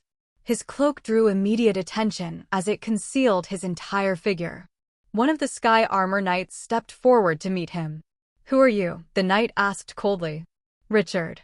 I want to enter the dark forest, Richard replied plainly, his childish voice echoing out and startling the knight along with the others nearby. They gave him strange looks. Why hide your appearance? The knight pressed. Is there a problem? Richard asked back. Oh no, of course not, the knight said with a faint smirk. Show me your hand. Richard lifted his hand, still soft and spotless, making it clear he really was just a child. The knight pressed an iron-like symbol against his palm. It glowed faintly before displaying a number. 7 years old. Are you certain you wish to enter the dark forest? The knight asked hesitantly upon seeing Richard's age. Unfortunately, he couldn't sense Richard's true strength. If I die, I'll only have myself to blame, Richard answered calmly. At that, the knight gave a small nod. I'm sure your background isn't ordinary, seeing as you own a ghost cloak. But I must warn you, the dark forest is no place for a child to play. The beasts within are savage and bloodthirsty. They will attack any human they see. Of course, it doesn't matter if the child truly wishes to die, he said. Richard remained silent as the knight asked once more, Do you have a family name? None, Richard replied. Very well. The knight then pulled out a token with a small screen on its front. Pressing it against the symbol, the display shifted. Richard, age 7. Points, 0. Richard's data had appeared on the screen. Keep this, the knight instructed, handing the token over. Richard took it with curiosity. It resembled technology, though of course, he knew it was magic. Magic can actually be turned into something far more advanced than technology. Perhaps people in this world focus too much on strength, leaving little room for new ideas, he thought. Can I enter now? Richard asked. Stand over there first. We need to make sure you aren't carrying any external source of power, the knight said, pointing to a circle of multicolored stones. All right. Richard nodded and stepped inside. Immediately, the stones lit up, their glow wrapping around his body for several seconds before fading away. You pass, the knight declared with a wave of his hand. Richard then stepped through the gates of the dark forest, a heavy and oppressive sensation washing over him the moment he entered. He pressed forward, walking past towering trees until the gate was no longer visible behind him. The forest was vast. He didn't encounter any beasts right away, but his sharp instincts warned him that bloodthirsty creatures lurked everywhere. Before long, he spotted a monkey dangling from a branch above. It wasn't like the monkeys he had seen in Purple Rose Village. This one was as large as a grown man, larger than Richard himself. Yet upon seeing him, the monkey suddenly leapt away. Calling its pack? Richard muttered suspiciously.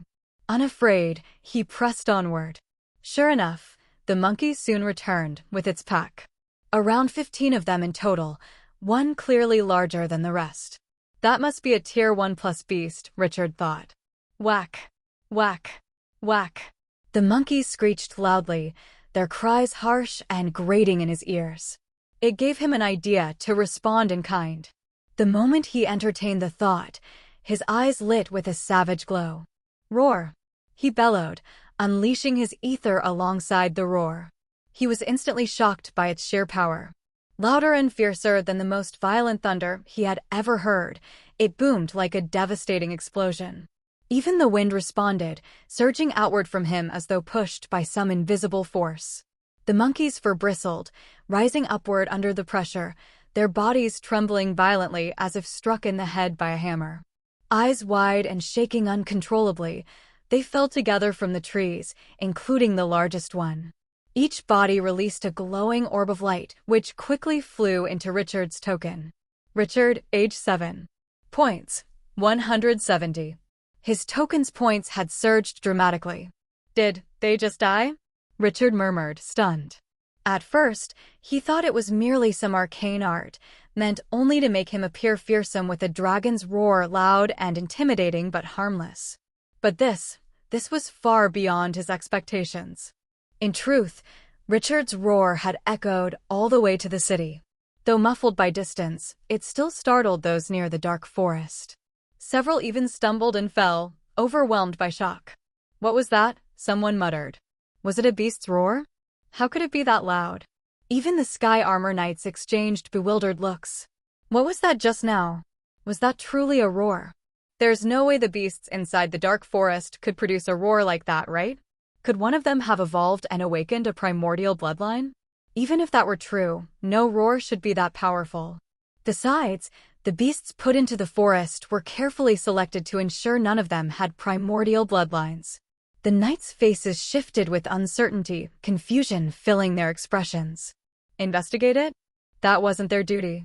Their job was to guard the gate and slay any beasts that tried to escape. We should report this to the city lord first. Agreed. We can't act rashly. Besides, only that boy went inside. Hey, look, he already has 170 points, another suddenly said in shock.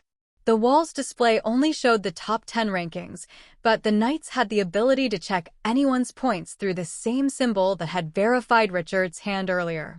Quickly, others gathered to confirm. How did he accumulate that many points so quickly? Could he really be that strong? The only way would be if he slaughtered an entire pack at once. Compared to the roar, the knights were even more shaken by this revelation. They completely forgot about reporting to the city lord, instead staring intently at the symbol to track Richard's score. Meanwhile, Richard pressed deeper into the forest. He was headed straight for its center. Strangely, ever since his roar, not a single beast had appeared along his path. Are they afraid of me now? Richard wondered, suspicious that they might sense his presence and recognize him as the source of that devastating roar.